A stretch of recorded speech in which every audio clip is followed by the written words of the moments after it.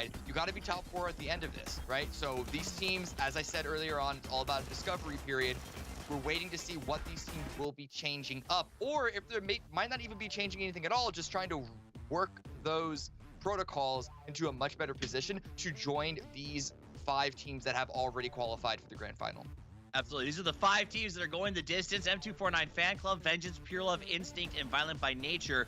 None of which are in our first lobby we're following tonight. We'll be looking at the teams that are on the grind to make it, though I do expect that as this event goes on through the week, that there is a little bit of a dichotomy here because the top 4 from each lobby advance. So we're going to pull in our 2 casters for today. I got Mustache Dave and Godspeed joining us here on the cameras. And part of the thing is only 4 teams, so you only have to be the top 4 in the lobby to get to the next round. And we're going to show you that lobby right now and then talk about maybe if that affects placement versus points priority. So this is the lobby we'll be following for the first half of today. Raw material.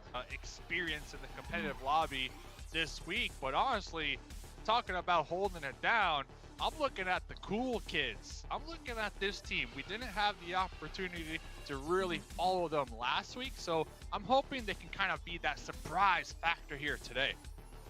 I'd be super into that. Cameron, is there a team that you're watching?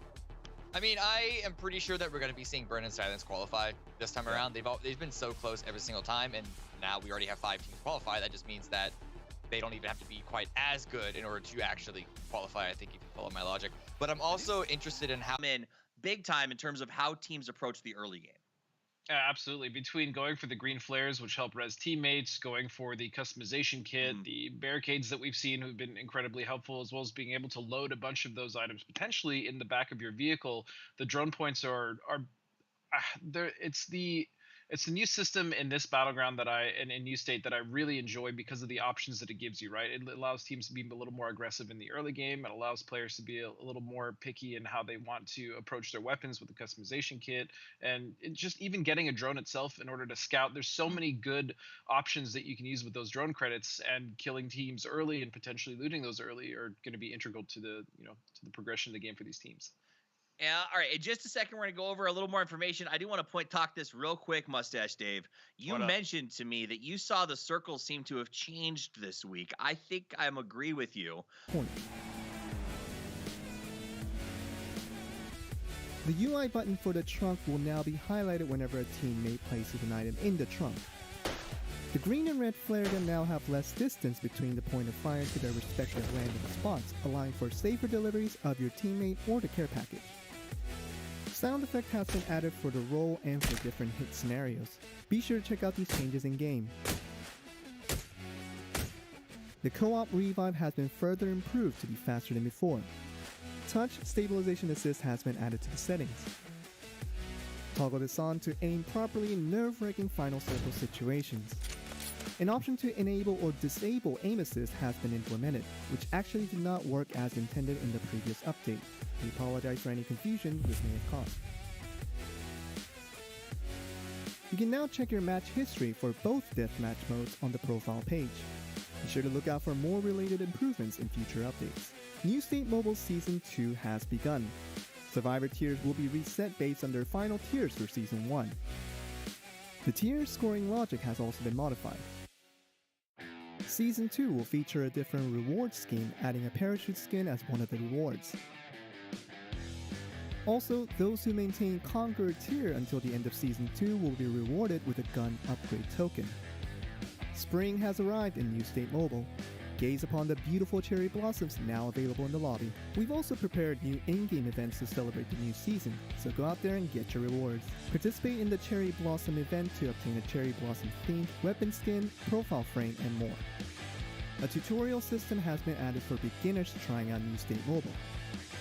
New players will be able to adjust to the game far more easily, so invite your friends to play together. When looking for a party, you can now show your current region, making it easier to match up with closer companions. At the end of a match, you can now press like to teammates you enjoyed playing with. Your total number of likes will be displayed on your profile. New State Mobile's newest collaboration with McLaren brings their amazing hypercar into the game. Conquer the roads with your very own McLaren.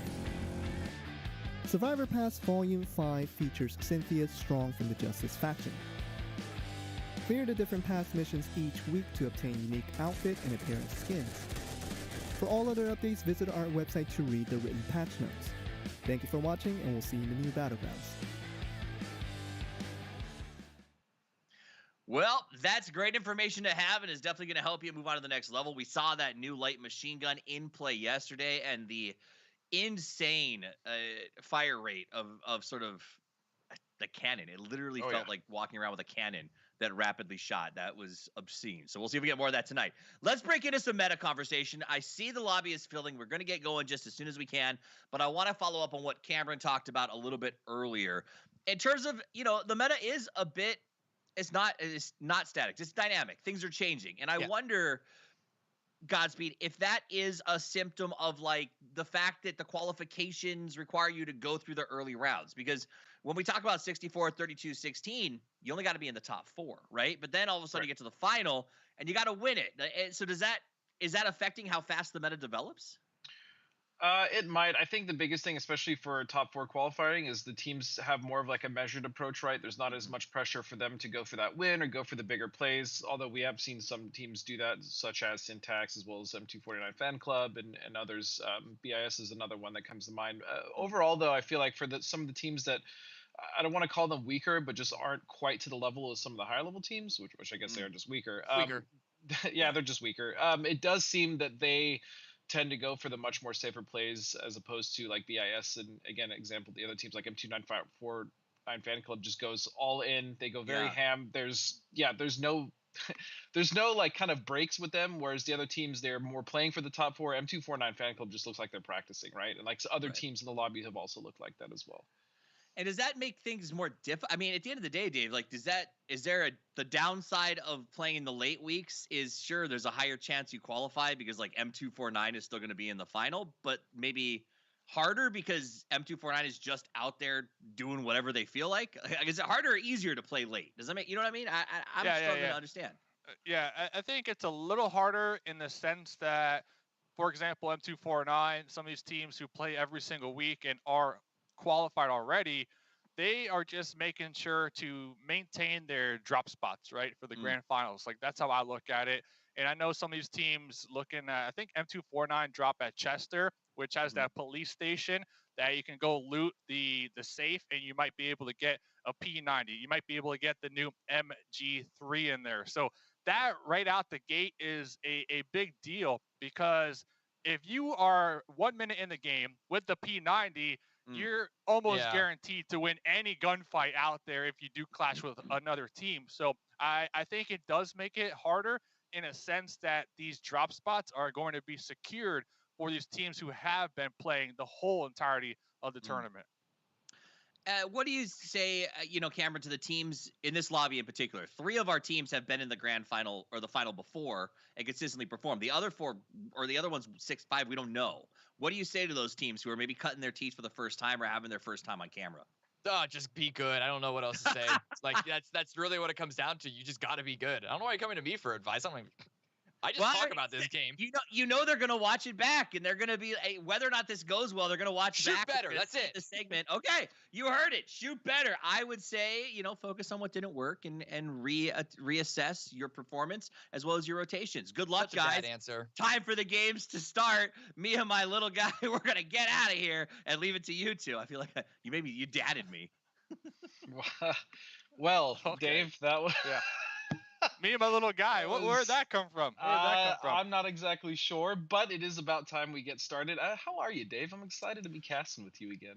Hey, I'm doing good, man. I'm looking forward to the 6 matches here tonight to kickstart the Open Qualifiers this week. Godspeed. I'm happy the teams are loaded in. I do see the first zone, and we were talking about it before we went to that nice video explaining the new update, the more dynamic play zones. And we already see it in game number 1, so I love to see these things already being implemented here so early on in this very young esports scene. Absolutely, and I'm glad as well that you mentioned the circles, because I think during the first week we had mentioned, man, a lot of this seems to be ending similarly. You know, there wasn't a lot of variations, but now with the new patch, of course, and the circles being the way they are now, I do love the adaptability that these teams have to kind of figure out, especially when going through these rotations. Again, we're figuring out the meta right now. Things are just developing, and so I do like that. You know, we're switching things up in the circle, making things a little more dynamic as we now go to the drops, and doesn't actually look like there's going to be any hot drops. Yeah, Penrose surprising. might have a clash, maybe, as both teams look like they're going to be heading towards that northwest side. You have to assume they see each other, but Garrison wide open all the way up there on the north coastline. Besides that, yeah, I don't expect any early clashes here, which in a sense is really good for these teams trying to compete to make it to that top 4 here tonight. And as that circle shifts, Dave, it is going to pull north, which pretty much keeps every team but one staying in. That's going to be, of course, team number 6. As this is going to be actually probably one of the slower starts I think I've seen to a new state mashup so far. I mean, we generally at least have one hot drop or one team already kind of trying to rotate and get position on another, but no, it doesn't seem to be the case. So again, this could be a symptom of just the lobby getting to get used to each other as far as, you know, realizing where everyone's dropping, as well as just people trying to loot. BIS, talk about looting. They're going to be over here in Anchorville.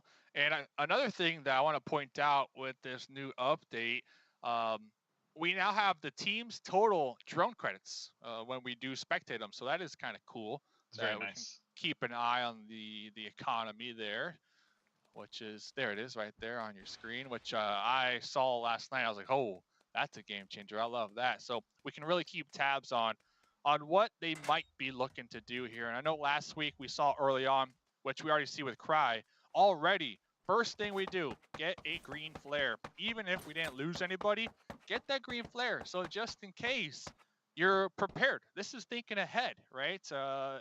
If they lose a squad mate early on, they can immediately call them and get them back in the game. Yeah, the green flare is 100%, I think, the best early play, right? As far as the first thing you spend your drone credits on. It's just, like you said, it's incredibly valuable. Even if you don't have a player who has been lost, again, going into a fight with potentially that insurance policy, or even going into a fight late game, right? It's not always wise to get someone down with a flare just because the entire server pretty much just starts aiming at them. However, you can also use that to your advantage, maybe get some information. If you know it's going to be like a 3-on-3 situation, call in that 4th member, potentially just bait them, know that they're probably going to die, but you can figure out exactly where the other team is, specifically if they start shooting at that member of yours. So there's a lot of good uses for that. And again, getting it early, I 100% agree, Dave. That is the play. There's really no reason not to have it. Yeah, we got the green flares, which is the redeployment flare. You can get back your teammates. Now with the new update, you cannot call in a redeployment after phase 5. So that is going to be interesting, because I remember last week there were some late game callbacks, which, you know, we kind of had a mini game within a game where some of these players were just getting shot out the sky, which was funny. It was funny to watch here. I mean, easy limp points. Yeah. It was a little ridiculous, but that's not going to be in the playbook here tonight. So just a little update with that. As we now move, we are starting to see some movement on the map here, as following RM. And RM, Raw Materials, they've been a really solid team, right? They've showed us some really great stuff, especially in some of the strong alongers we've seen so far. I imagine going into this lobby and into today, RM feels pretty good about it, considering how well we've also seen them team fight in the past, Dave. I really like what this team has shown us as far as capabilities, you know, team fighting in compound versus team fighting off terrain or any other situation like that, and they've been pretty good. I love this that skin, by the way, that unicorn skin. What a skin. Yeah, what a skin.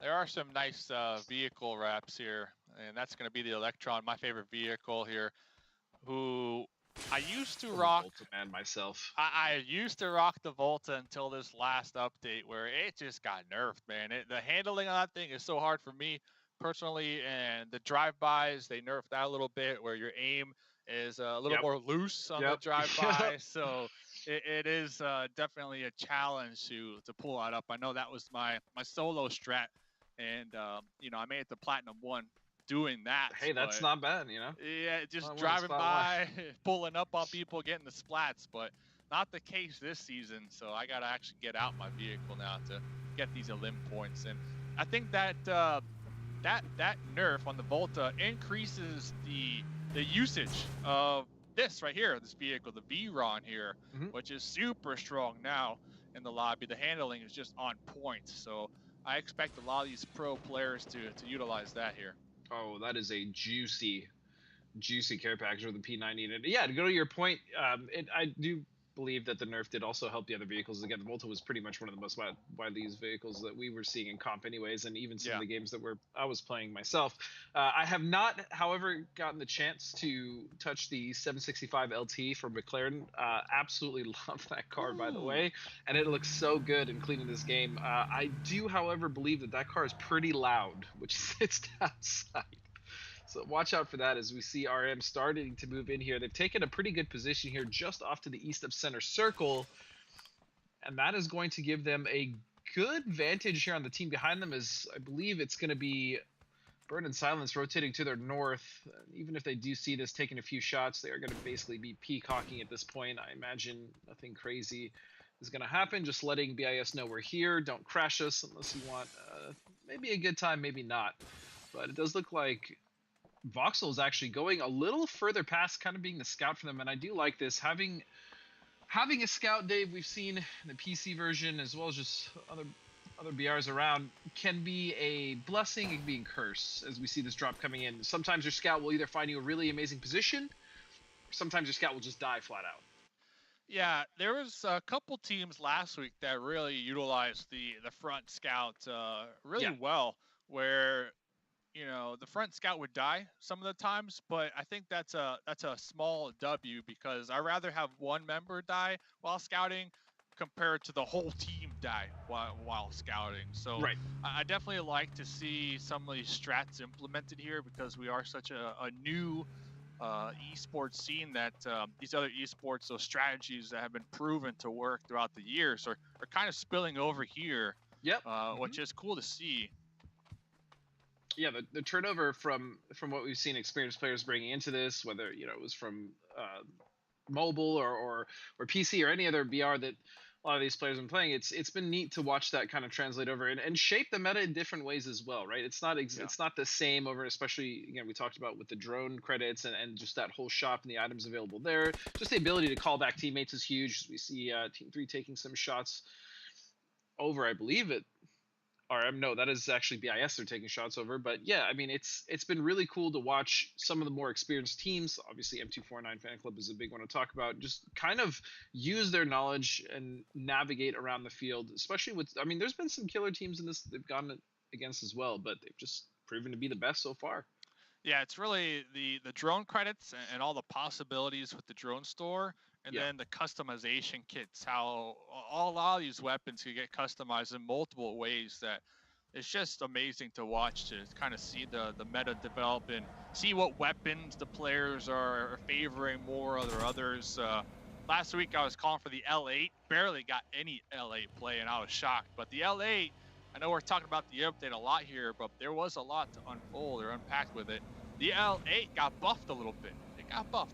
So I'm curious if some of these pro players who, really comb through the update, the patch notes with a fine comb, if they'll realize that, right, and start to use the L8 here a little more.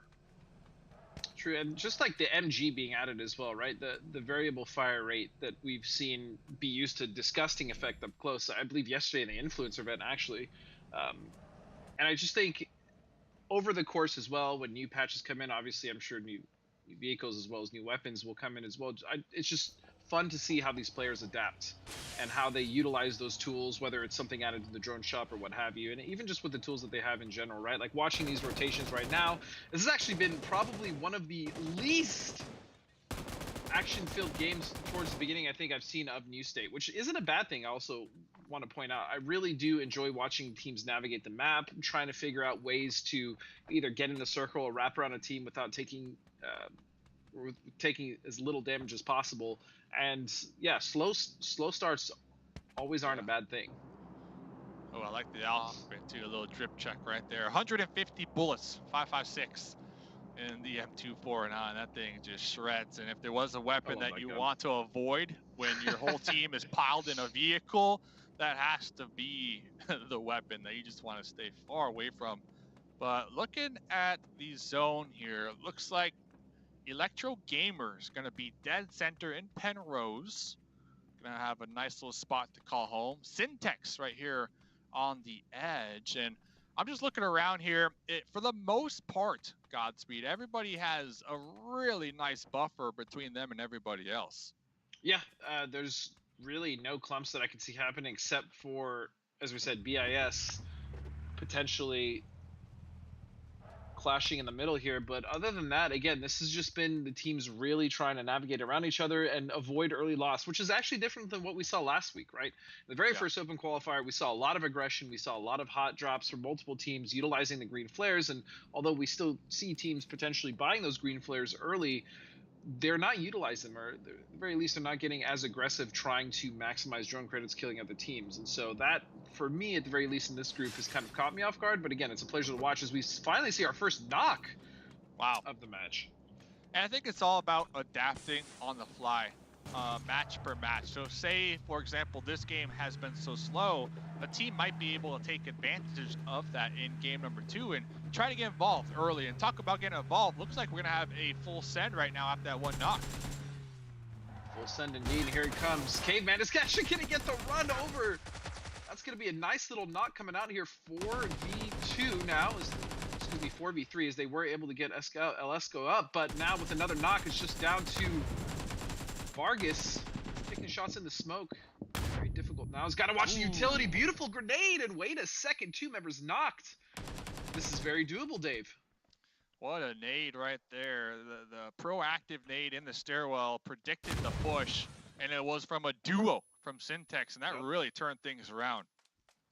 This 1v2 though, Syntex playing this very patiently, playing it well. They know they have 2 knocked, even with the man advantage. They're taking the time to clear, as well as get the reses up, and this is going to make it very difficult for Vargas to make something happen. He's got to know that they're probably recovering now, and his opportunity of this is a dangerous vault. Okay, he's going to be able to get on the roof, and very least he should be able to recover 1 member here. And this is a really nice play. I like this on the recovery. Vargas should be able to get Mija up, and he is going to. But now they have multiple members coming out. He's going to come over to the vault, and that's going to be an easy cleanup. Koba! Beautiful aggression.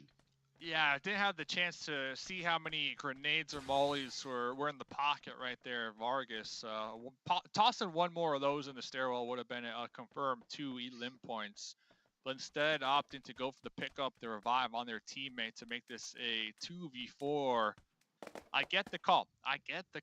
Godspeed. But when we're looking at the overall leaderboards, you think consistent points, right?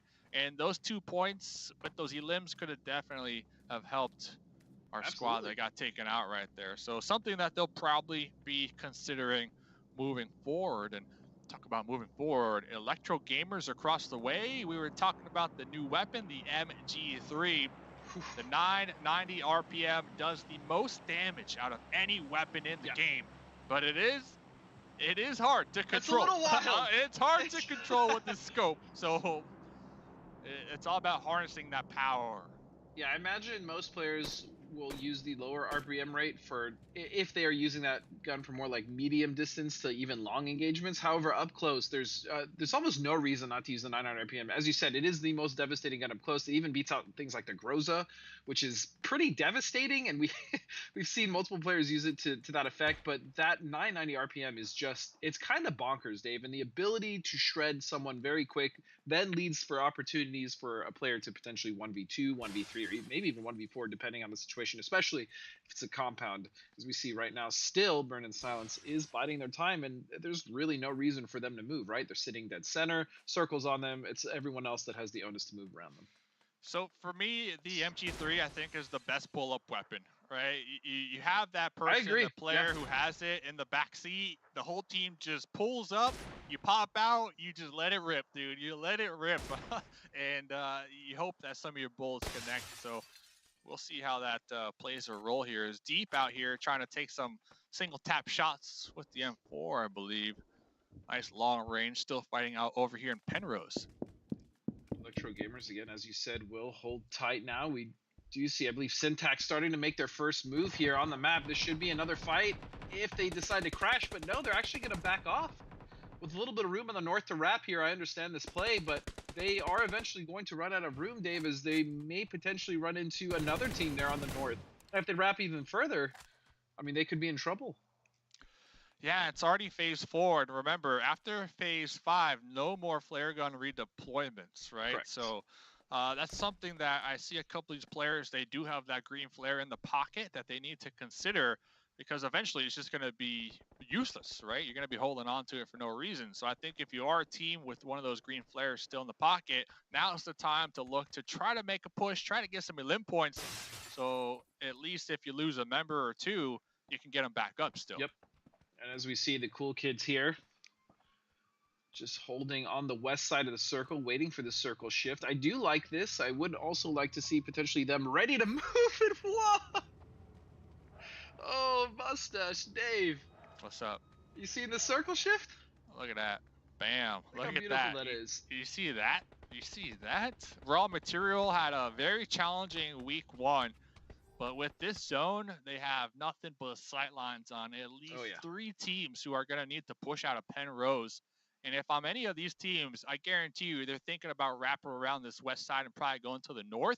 Yep. The thing is, they're all looking at the same play here. So it's going to be a bloodbath. I am curious if that's actually a really good point. I am curious to see if Burn and Silence potentially decides to opt to go straight in, especially with 2 teams being on their west, probably eyeing that wrap, right? As you pointed out, that is probably one of the best plays for these teams here on the edges.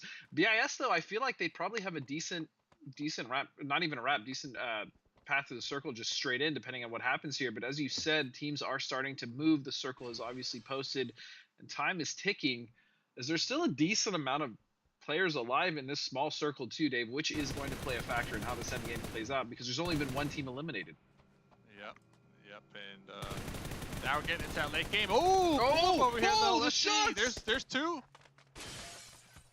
Kamaman is going to find multiple shots. He's going to get 1 knock as well, and he's going to do a lot of damage as RM tries to get out. And they're going to find knock after knock, and that was just over in an instant. My goodness. Raw Material just raw. And what car were they in? Did they pull up in a Volta? I think it was the Volta, yeah. Oh, man. The Volta. Volta, that nerf, you know. If the it wasn't for the nerf. They would have zoomed right past them. They would have zoomed right past them, hit a U-turn, and been out of there. But now with the new drive-by mechanics, it is challenging to pop out, lean out that side window, and try to connect these shots. Something that a lot of these teams are going to have to consider here tonight. Yep, and again, with Syntax actually taking in the late wrap, taking their time, this actually worked out for them amazingly. The circle shifting to their north has put them in a nice little pocket. The problem now is that they have to deal with Bird and Silence, who is right on top of them as well, having the high ground, making this a little rough. Now, they don't have to rotate just yet. They can hang out here for the time being and try to deal with whatever pressure Bird and Silence gives them. However, off to the side, you can see another team there just to the east getting ready, as well as Raw Materials down to the southwest. There's one more team. I believe that's Electro Gamers waiting to rotate in as well. And the new circle has posted, Dave, and there is almost nothing to play other than, again, look at that. some terrain. Right there. Look at that little thing. Yeah. Who's going for that? Who's going for that right here? And it looks like Nori Aim might be trying to scout that out. We can see Team 6 holding down that east side. But Electro Gamers have been playing this one nice and slow. Yep. I'm very curious to see what they end up accomplishing. They are going to have one vehicle to work with for the time being. One vehicle, I mean, could very well be the difference. We've seen it before where a vehicle has gotten a player in a very good position, as we're seeing right here, or it's given them cover that they desperately needed, didn't have. Curious to see if anyone did grab any of the barricades out of the drone shop as we move now into this late game, and seeing a little Austin Powers action happen right there, trying to get out of the gate. But look down here to the southeast. That fight is popping off, and Nori, my goodness. Yep. Clean. Electro Gamers wiped after that push right there.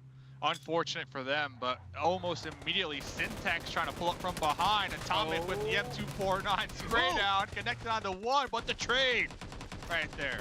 He's going to find the trade. More shots coming in. Nori from the back. It is going to be Vino from this team doing the best that he can, hiding behind Electric Buggy. And he is just laying it into. Those vehicles are going to be toast. However, the good news in that being the fact that they now have a little bit more cover to work with. And as I say that, nades raining down. Syntax in a lot of trouble. 2 members left as Nori is continuing to push forward. But a knock. Wait, this is definitely possible, Dave, for the comeback from Syntax. Yeah, and then Raw Material from behind are taking full advantage of this Godspeed. They got more zone control, and they're third party and all the teams on the edge right now. Top of the fact that you also have, don't forget about BIS now as they're coming in to flank this as well. And so Nori is in a lot of trouble. Nori aim. Not many members left. Syntax pushing down on them. Kova's at least going to find one. It's going to be Mercy. Can he find it? That skin is so sick. I'm sorry, I have to point that out. That red dot in that skin was... Yeah, it is nice. They're really distracting just because of how cool they are. But back to the action. I do apologize. BIS continuing to push down on this east side ridge. The problem is Raw Material already has complete control of the middle, Dave. Yeah, and all these teams on this east side, they already use most likely all their smokes, right? To even get up close and take this fight on the east side on the hilltop. So it is going to be a challenge. We do see 4 right there on that player, but it is going to be a challenge for these teams on the east to work their way down the hill with Raw Material just looking down here. They got nothing but sight lines here at Godspeed. Absolutely, and I really want to attribute this as well. The fact that they have 3 members alive, it's a 3v1v1 essentially. It just all came down to the fact that they were patient in their rotations. They took their time and they wrapped quite a bit. It's something that Choco was talking about yesterday. Wrapping in this game is incredibly important if you are trying to get zone control, as that's exactly what Raw Materials did. It's only 1 member left now, I believe they have to deal with, and that's it. Yeah, that was just, honestly, that was really textbook from Raw Material.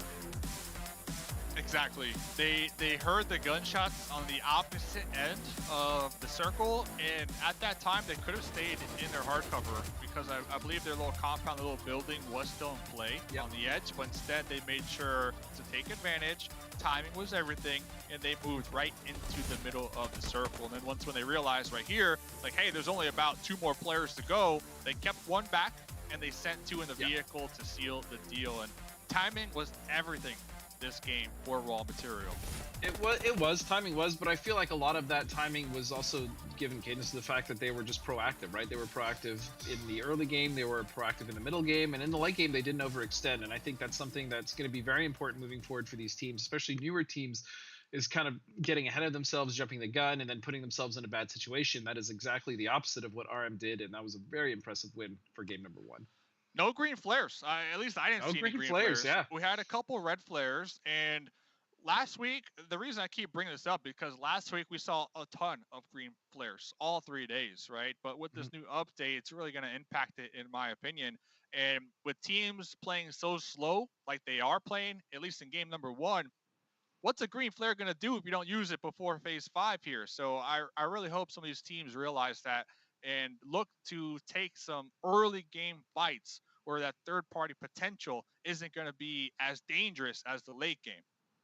Yep, that's true. Well, we will have to see. That is just game 1 here of the Open Qualifiers of the new State Mobile Mashup. When we return, we'll have Cammy and Steve on the desk to break it down for you.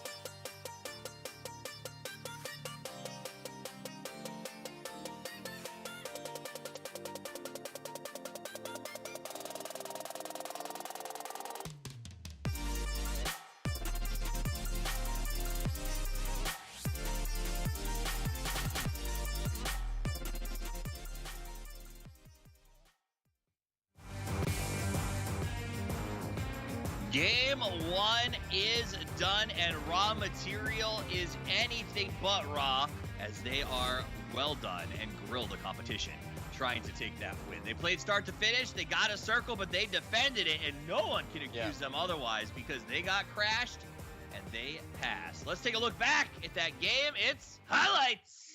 It's the replay. Replay.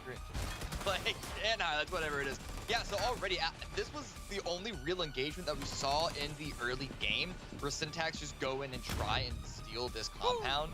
And I say try, because they do end up coming out on top, though. It wasn't the easiest take for them. In the end, it might have looked clean, but that initial send, they took a couple of licks. They were able to survive with all 4 members alive, which helped them get to, I believe it was, 3rd place on the overall standings. But here, oh god, you can't, sending it into the center of a circle like this, very, very difficult adventure for them. Desperate moments call for desperate attempts, and that's what they tried to do, and that's what we saw a lot of on the map, because that circle shift that worked so well for Raw Material was brutal for everyone else. There was no, I mean, literally, I think we saw Dave circle a tiny shack on the map, because that's the only option that anybody had.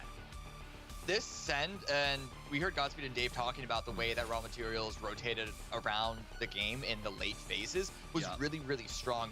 Battle Royales are all about information, and even though we're still seeing teams figure out how the best ways to get that information, I do think that's one of the reasons why maybe we see still some hesitancy on a couple of different teams. Raw Materials, once they had the information that every other team in the lobby that was still up was on the east side, they immediately pulled the trigger, taking the center of the zone, and then we saw them at the end even swing around to make sure that those last few survivors on the fight on the east were closed on in and had no room to maneuver around. So only 6 kills. The kills were spread amongst the top 4 pretty evenly, but Raw Materials played the positioning in that situation to get that final edge for those placement points with the win.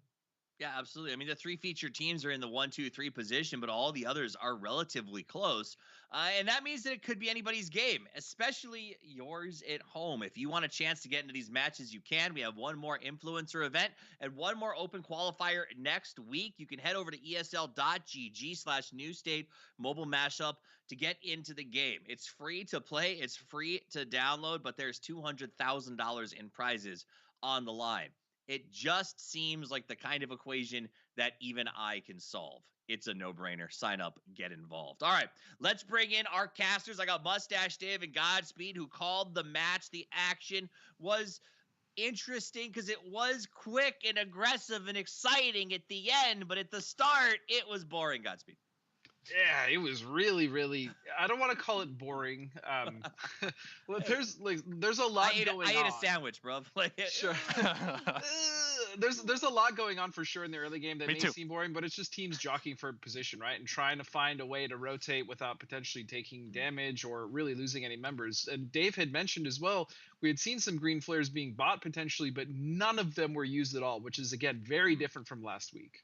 Now, Dave, you mentioned Circle 5. Is that the cutoff for green flares? Is there a time limit here? Yep. According to the patch notes, no more flare gun redeployment after phase 5, and no more supply planes after phase 4. So Interesting. I'm one of them dudes that I look at the patch notes and I'm scrolling through that thing all day, jotting down notes because it's so important, especially Yeah. with how brand new the new state mobile mashup, Yeah. the competitive North America esports scene is. I'm a true believer, and I said it in the pre-show. Information is everything, and if you can get that intel before your opponents on new changes, like for It's true. example the Volta, we saw a team pull up in the Yeah. Volta last game, didn't work out for them at all. This is something that these pro players need to consider when just playing in the lobby. They need to use Right. the best weapons possible, the best vehicles possible, and with that in mind, I can see a lot more of these teams realizing, okay, there's no reason to spend all our credits on a green flare if we're not going to use it. Instead, Right. get the whole squad decked out with the customization kits. Get their favorite Wow. weapon decked out. Yeah. It's a party. It's a party for everybody. So I expect a lot of these teams to realize this very shortly here at Toffees. I mean, that's a pretty big change. I mean, it's not even pretty big. That's massive. I mean, Cameron, as of last week, we saw people holding greens and pulling it into like the last circle or two. And even if the person didn't successfully land, the scouting you got from calling in a fourth player was huge. So it does feel, watching that though, Dave pointed out, there were teams with the green still in pocket. Do you think that came down to lack of preparation or just we thought we were going to lose someone, so why not? Probably a little bit of a mix of both.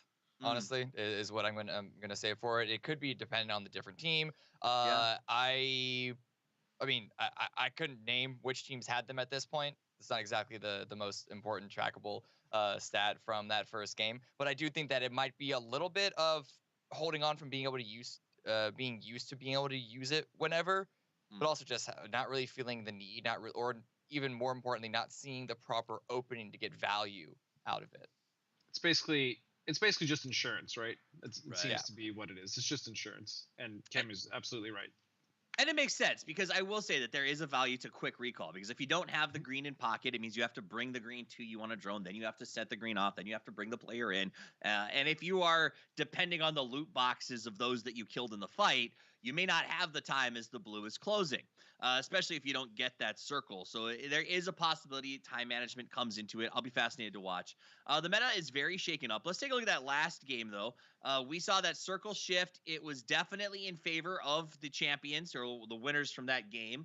That said, though, they explained to me how no one crashed and hurt them, or how they were able to defend, because every time we've seen a defense so far, Godspeed, it's like a third party or a failed escape by a player. Like, why is it they were so successful in being able to completely lambast everyone who stepped in their region? I think it was Electro that was in the middle in the beginning of that game, and what they did is they basically peacocked. They shot all the teams around and make sure they had to rotate basically any other direction but towards them. And we actually saw that with Syntax, right? Syntax actually had to rotate to the north, where RM had pretty much set up early in the game, and I think they rotated to the west after they also saw BIS coming to the north. And so basically it was one team moving out of the way for another team to fill in, knowing that there was going to be a fight there, and that's exactly what happened. BS had to fight and move forward to fight a sandwich Syntax, and then RM pulled back and just sat in the middle. And I think rotations like that, and just watching the games unfold, especially again with the new circle changes and all the new things that we've covered as far as the meta just constantly shifting. Last week was much more aggressive in the early game. This game is much more kind of measured and slow, and so I think that's going to continue to change and fluctuate. I don't think this game is going to be the same as the last one or the same as the one before that. So Dave, Toffees? Yeah, absolutely. What's up? You raw material. Listen, at the end of the day, they were just holding it down. Yeah, all right, let's be real. They were holding it down, and they won the first game because of that fact. It's true. Absolutely. They held it down. They learned a very important lesson that I learned a long time ago. No one can crash your party if you don't have one. So when they got pushed, they ruined the other team, and it was just the four of them standing there. There was no time for anyone else to try to third party or come in to pick up those kills. So we saw a lot of that last time around. As these teams are working to improve, the meta is changing, but we have also worked really hard to bring in additional resources, coaches, options like that to teach you at home how you can be a little bit better. And last night, we had one of the best coaches in the business here. So let's take a look back at what we learned during Choco's Chalkboard. Hey guys, Coach Choco here with Choco's Chalkboard. Not just any building, the police station, the police Chester station. PD out here. And once when they unlock that safe, that alarm is loud. I'm really curious if a team will decide to push that. Oh, here it is. Just There like it clock. is. I love it. I love this. This is cool. So let's see. Will a team push it now? That's the question. Oh, looks like we got an AWM too. Again, that's really, really devastating. And the team here, Los NC, is the one that is going to pop that, and that is blaringly loud. It's very difficult not to hear this, and so that will go out to the surrounding teams. Again, Raw Material has a good setup here. Nice split. Should be able to cover this at the very least. And I actually kind of do worry about Noria C here because, again, even though they did get that alarm set off and they got the loot that is inside, they are surrounded by Nori and Raw Material. And so getting out of this position may be difficult. However, the one saving grace for them is the fact that they are still quite in circle, and depending on the shift, they may not have to move at all. They're only a trio, though. They That are is true. only It's a very true. trio. So although they got the AWM, they really need to hit these shots to kind of level the playing field. But yeah, we heard Choco Taco talking about sandwiches. This is the sandwich right here. I mean, you're right between two different squads. The issue is he gonna? Gotta hit it. He gotta. And look at the ammo, by the way. Not a lot of ammo off of that safe. Now, they could kind of get their drone credits all together and call in a drone that does have the AWM ammo, which we might see here very shortly. But I think down to 3 bullets. Most importantly, it's just kind of maybe holding these for a guaranteed knock, right? You don't have many bullets. You know how powerful this weapon can be. So maybe let potentially someone else get these shots, because every one of those on bullets is quite expensive, as you were stating. And even if this team, I feel like, wanted to rotate out, I really don't know how they could. RM making potentially what looks like a play to get out, but again, this is not going very well. Everybody wants this one player too. Yeah. In this adult, yeah. There's about 3 different enemies looking right on top of you. The mini, pretty strong here. I've been noticing a lot of Conqueror players using this as their secondary on top of an AR, and it looks like those tires are going to be popped out there in the distance. Yep, an adult from Noriaim looks like he is going to be able to. Yeah, they are going to be able to get out, and that's very lucky considering how many eyes are on that player. As he said, is the circle now starting to close. You have a few teams up in the north, Syntax being one of those. Oh, they're gone. With Electro Gamers as well, I think. Up on that north side, south is completely free, as is the southeast and the west. The west is completely open in this circle, Dave. And it's Alamo too. We talk about the drone credits a lot, and Vermont being super strong when it comes to drone credits on the East Coast. Alamo is just stacked. It's a nice little cul-de-sac with a nice little high ground hill right in the middle. But you could just be a team and just drop here in the corner and work your way all around, loot every single building. I guarantee you're going to be walking out with at least 4,000 drone credits as a team. That's a lot of credits. Yeah. That's a lot of, and what can you get with 4,000? You can get a red flare gun. Literally whatever you want. You can get whatever you want. Everybody can go shopping. Yeah, so I'm very surprised nobody is in Alamo quite yet. Well, don't count your chickens just yet before they hatch. I'm counting them. I mean, about 3. I got 3 chickens. It is actually interesting how many teams have ended up clumping around Chester, right? With so much of the West open, none of that has, it looks like, been scouted, and that's just because of the attention that's been brought on the center and by the 2 teams to the north, which seems to be Electro again and Syntax. And so this fight, I mean, this fight can take as long as it needs to, right?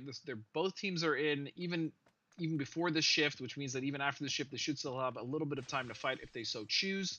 And they're just going to feel each other out, Dave. This isn't going to be anything other than that. Both teams feeling each other out, trying to get maybe the first knock. They're obviously very aware of each other. However, we'll see what the play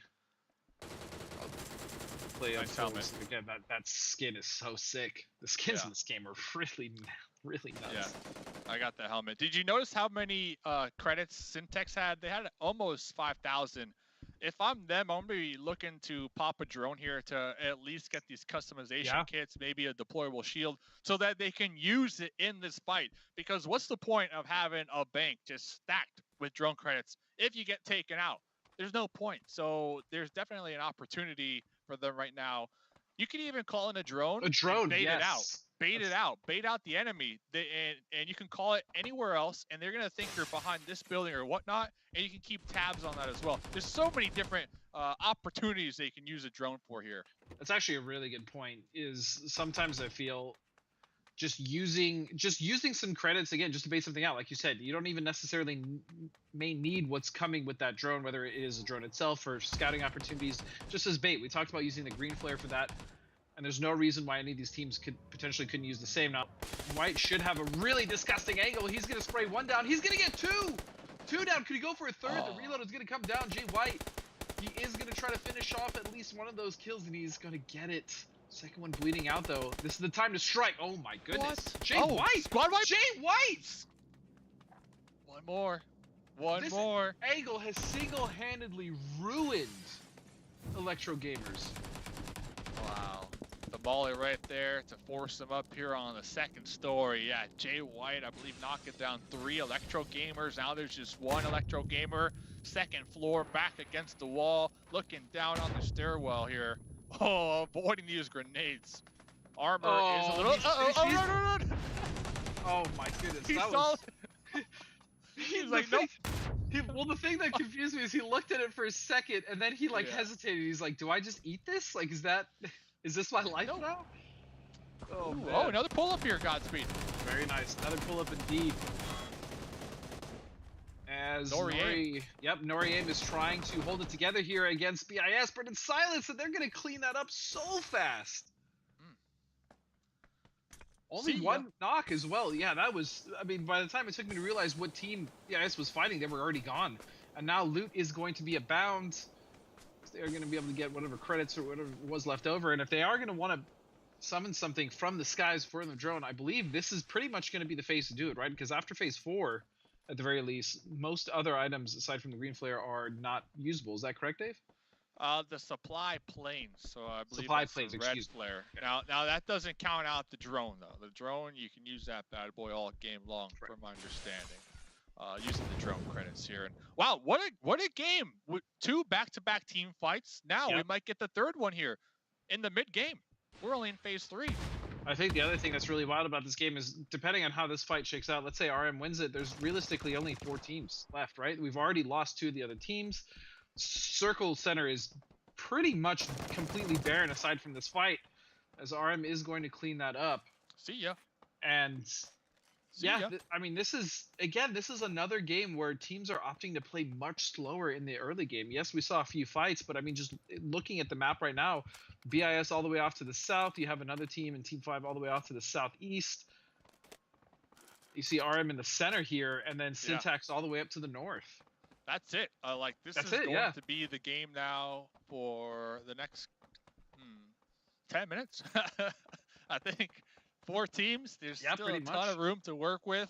After this fight, raw material, they were able to acquire these complexes, which is pretty dead center on top of somewhat of a hill. Nice terrain around them, so they'll definitely be able to spot out any type of push that will be occurring. But yeah, raw materials, dead center.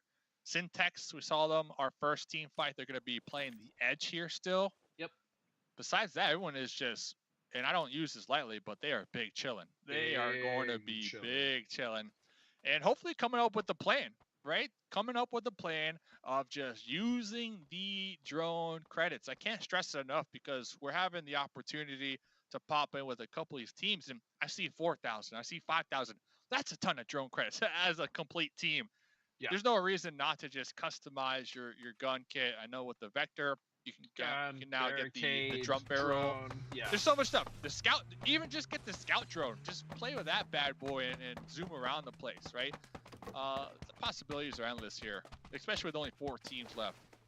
And my eyes are more drawn towards Los NC just because, you know, they've been chilling on the southeast side of the circle. They really haven't had to deal with much as far as looting. I imagine they pretty much haven't moved. looted their fill. Yeah, and so they should be coming into this mid to late game pretty kitted, all things considered. I would be very surprised if they didn't, or if they still were missing something, as they've just been chilling in Chester this whole time.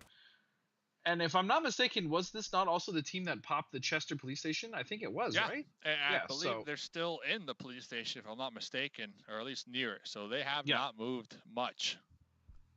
Which means that, again, they should be rotating in, and they have a clear path to rotation just there on the east. If they scout that out, it shouldn't be an issue. In fact, every team should have a clear path in, whether it's BIS down to the south, it's Los NC there to the southeast, or it's Syntax up there just to the west. So again, all of these teams should not have issues coming in. They should be fairly geared, and they should have no issues as far as needing heals. There's a drone coming in as well for Syntax.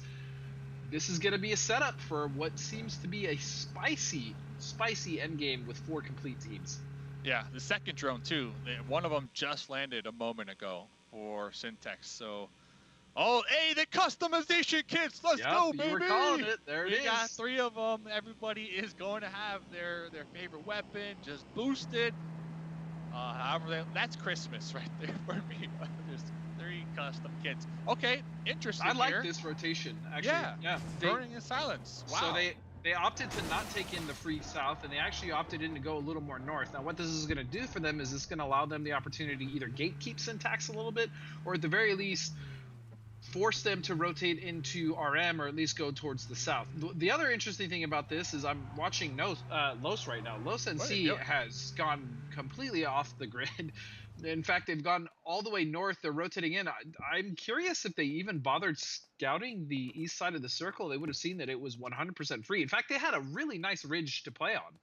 Yeah, well, I guess they listened to Coach Choco Taco on that whistle, True. wrapping the edge here. That's exactly what they're doing. And because of that, they might actually lose some terrain. Yeah, you just pointed out that they might have had the opportunity. No, not might have. They would have definitely had the opportunity to take up. And now Syntax is down there utilizing the south for themselves. So that wrapping right there, to me, is almost overthinking the rotate here. Yes. All you have to do is just calculate how many are alive, and you could assume that is going to be a safe rotation. But hey, we'll see how it plays out for them. Yeah, Loki gonna take a shot, but I agree 100%.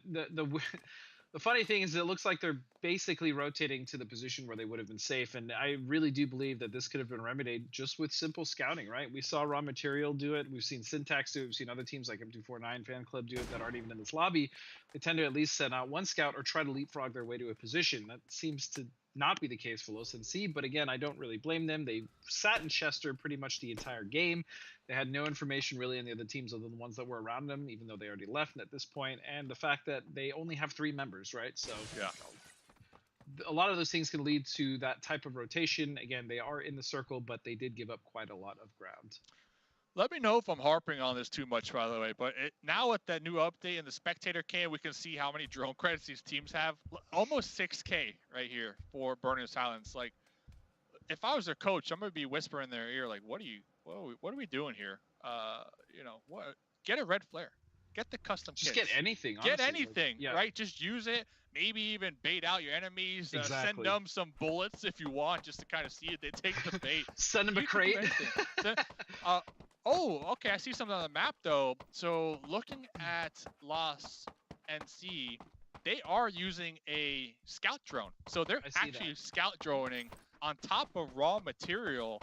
That is pretty cool. Now, my question is, why didn't they use this earlier to get a better position in the circle?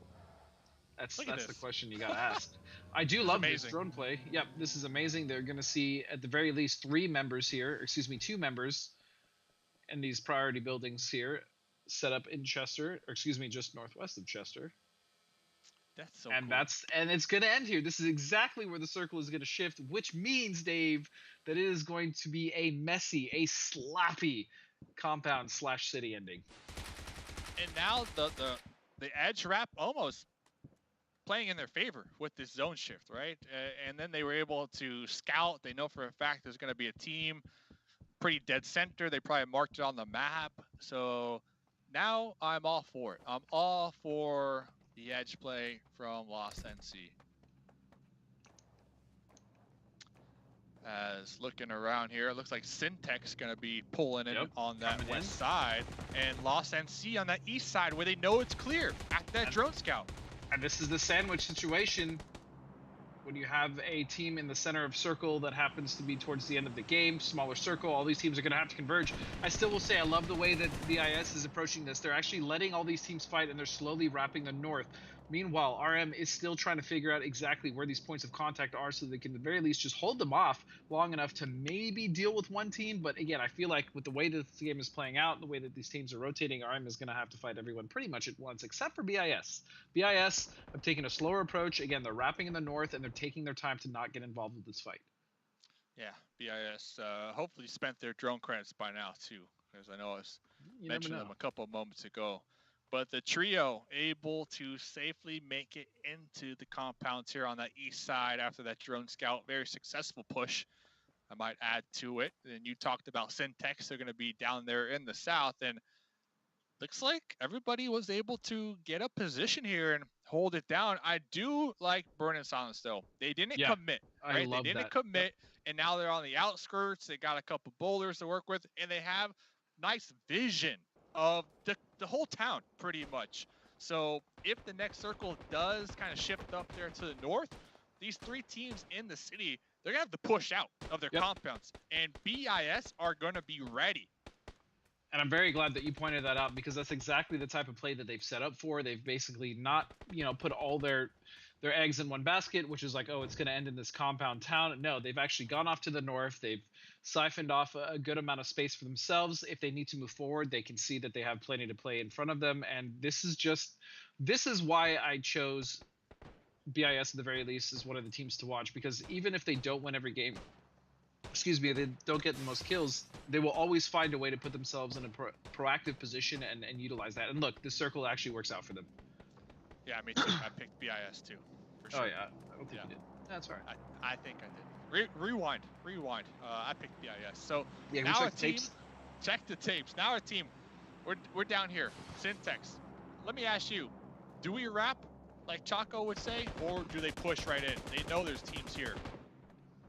That's a tough call. I mean, if they do push in, at the very least, they can sit on the backside of the buildings of RM, right? But the issue is then they potentially get cleaned up by this massive fight that's going to happen on the south. However, I'm not sure exactly what terrain there is on the west side, so it looks like JY is scouting that out for them. I do agree that the wrap is probably going to be best if they have something to play. That's 100% the play.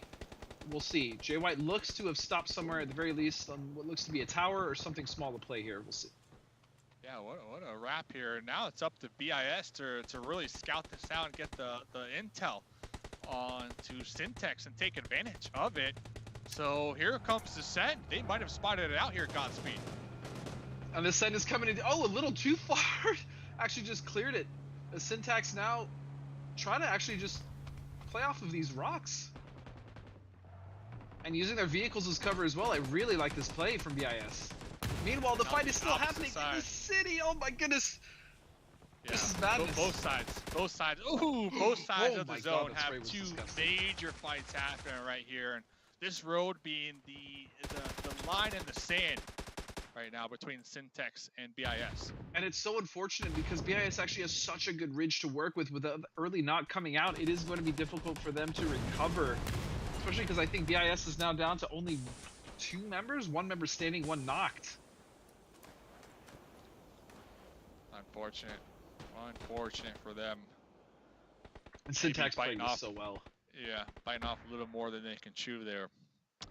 And yeah, the Syntex push to the shack, using those vehicles you pointed out to provide cover not only from Burning and Silence across the way, but also raw materials to the south. And the next zone does go up. And oh my goodness! You have to assume, Burning and Silence, they are probably regretting the fact that they played that one so fast and loose right there, because they would have been the gatekeepers right now.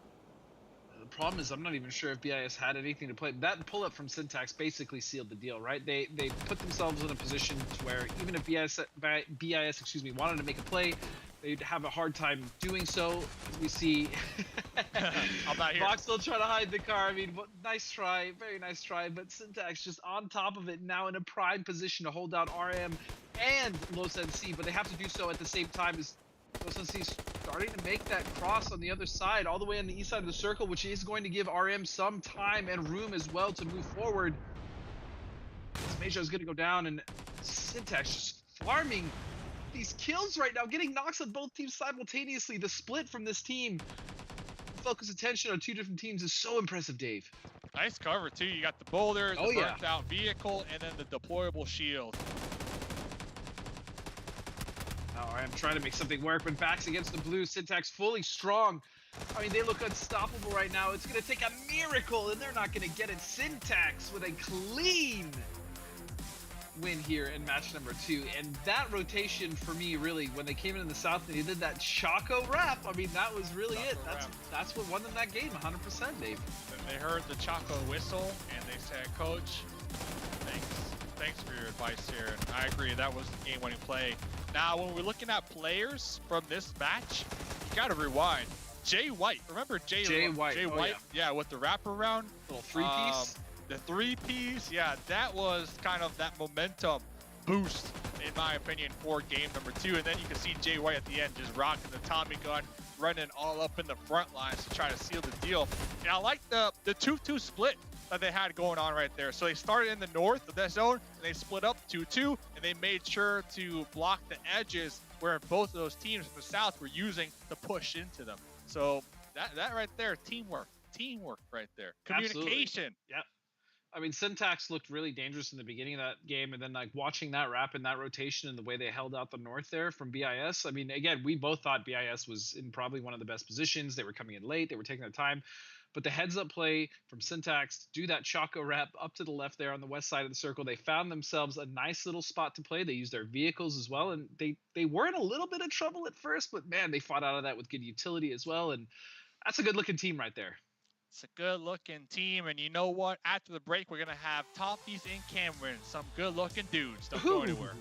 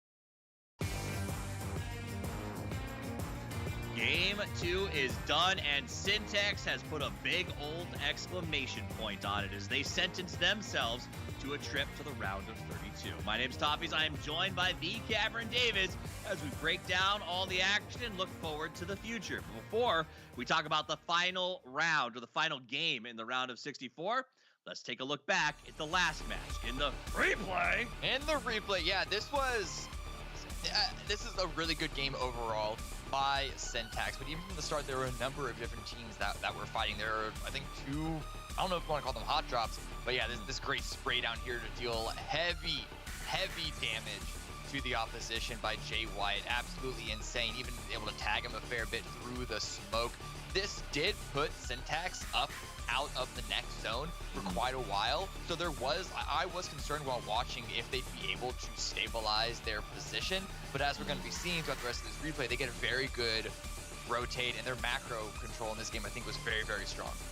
It absolutely was, and we'll get over to check them as you start to see the end of the game approaching. Syntax is in a really good spot. They locked it up, but it was the story of the top three teams, Burden, Silence, Raw Material. These teams continue to put up good games, or at least decent scores, as they continue to push towards the end games. Yeah, so this is what I was talking about with Syntax's continuation of the rotates, taking this position here, removing this final member of Burn and Silence, I think was really good. Granted, they didn't know that the circle was going to shift up this way when they make this move, I don't believe, but they were in the perfect position to then continue to capitalize on it, and they do not hesitate to let out as much damage as possible for against the attempted approach by Raw Materials. They got 11 kills by the end of this. Not exactly sure how many of them were from like redrops, redeploys, but that is in a lobby that has a total of, quick math here, 7 times 4. Well, I don't mean to totally interrupt you when you do the math, but that skin was just so beautiful. I have to interrupt you to say like how good looking that gun was. That was incredible. But also incredible game by Syntax. Have you worked out the math yet? Did I stall long enough? I did not. Okay, so Syntax gets 31. This is our overall standings. Raw Material and Burn and Silence very close to that. The reality, though, is 4 teams advanced, Cameron. And Nori is looking good, but not perfect. I mean, Los, Cool Kids, Electro Gamers, those guys are very close. And I personally know that when Los needs to make a comeback, you know Los is going to step up. Yeah. But I mean, we'll see. It's definitely possible that any of the teams at the bottom can take that 4th place. I don't think anyone's going to be replacing any of the top 3. I don't think there's enough points to go around in this lobby for that to be the case. But even the team at the very bottom, who was that? I missed who it was, but Electro Gamers, even they, with only 4 points on the board, I think could get enough if they have a really good game. Granted, it's going to have to be an amazing game out of them. One could even suggest that they go for a hot drop off the start, because again, with the lack of kill points to go around with a smaller lobby than what the two of us at least are used to with a 64 player 16 team lobby, you really want to be able to collect those kill points from the very beginning. So we'll see if we get some very big action from the start. Now, if you guys know how to fix the meta, if you know how to bring big action from the start, it is your chance to get into the game. We have one more open qualifier as well as one more influencer event. It's going to be Noah from YouTube or Twitter, depending on where you follow him. Different name. Here to put on the event. So get in the game, sign up. There's over $200,000 on the line in the grand final. You definitely want to be a part of it. So go ahead and head over to the website right now. Don't worry, I'll wait. Oh, Cameron's back. All right, Cameron. I was waiting with you. I was waiting. I assume that they're there and signed up already because we're so good at clicking links. Let's bring in two guys who are maybe not as good at clicking links, but better at clicking heads. It is Mustache Dave and Godspeed. Y'all have had the call for 2 games so far, preparing for the last one. What's your take, Mustache Dave? It seems like 3 is just better than all. Yeah, for sure. 3's better than all. I agree with you 1000% there, Toffees. You nailed that one on the head, dude. No doubt about it. It's good, man. It's good. We're holding it down. That's all. We're holding it down here. We're holding it down. We're holding it down. We're holding it down. We are holding it down. Let's talk about that game, Godspeed. STX held it down. They had some challenges. They seem to play that very, very well. Syntax, for me, has been a team that's been kind of hot or cold. What's your feel you're getting from them tonight?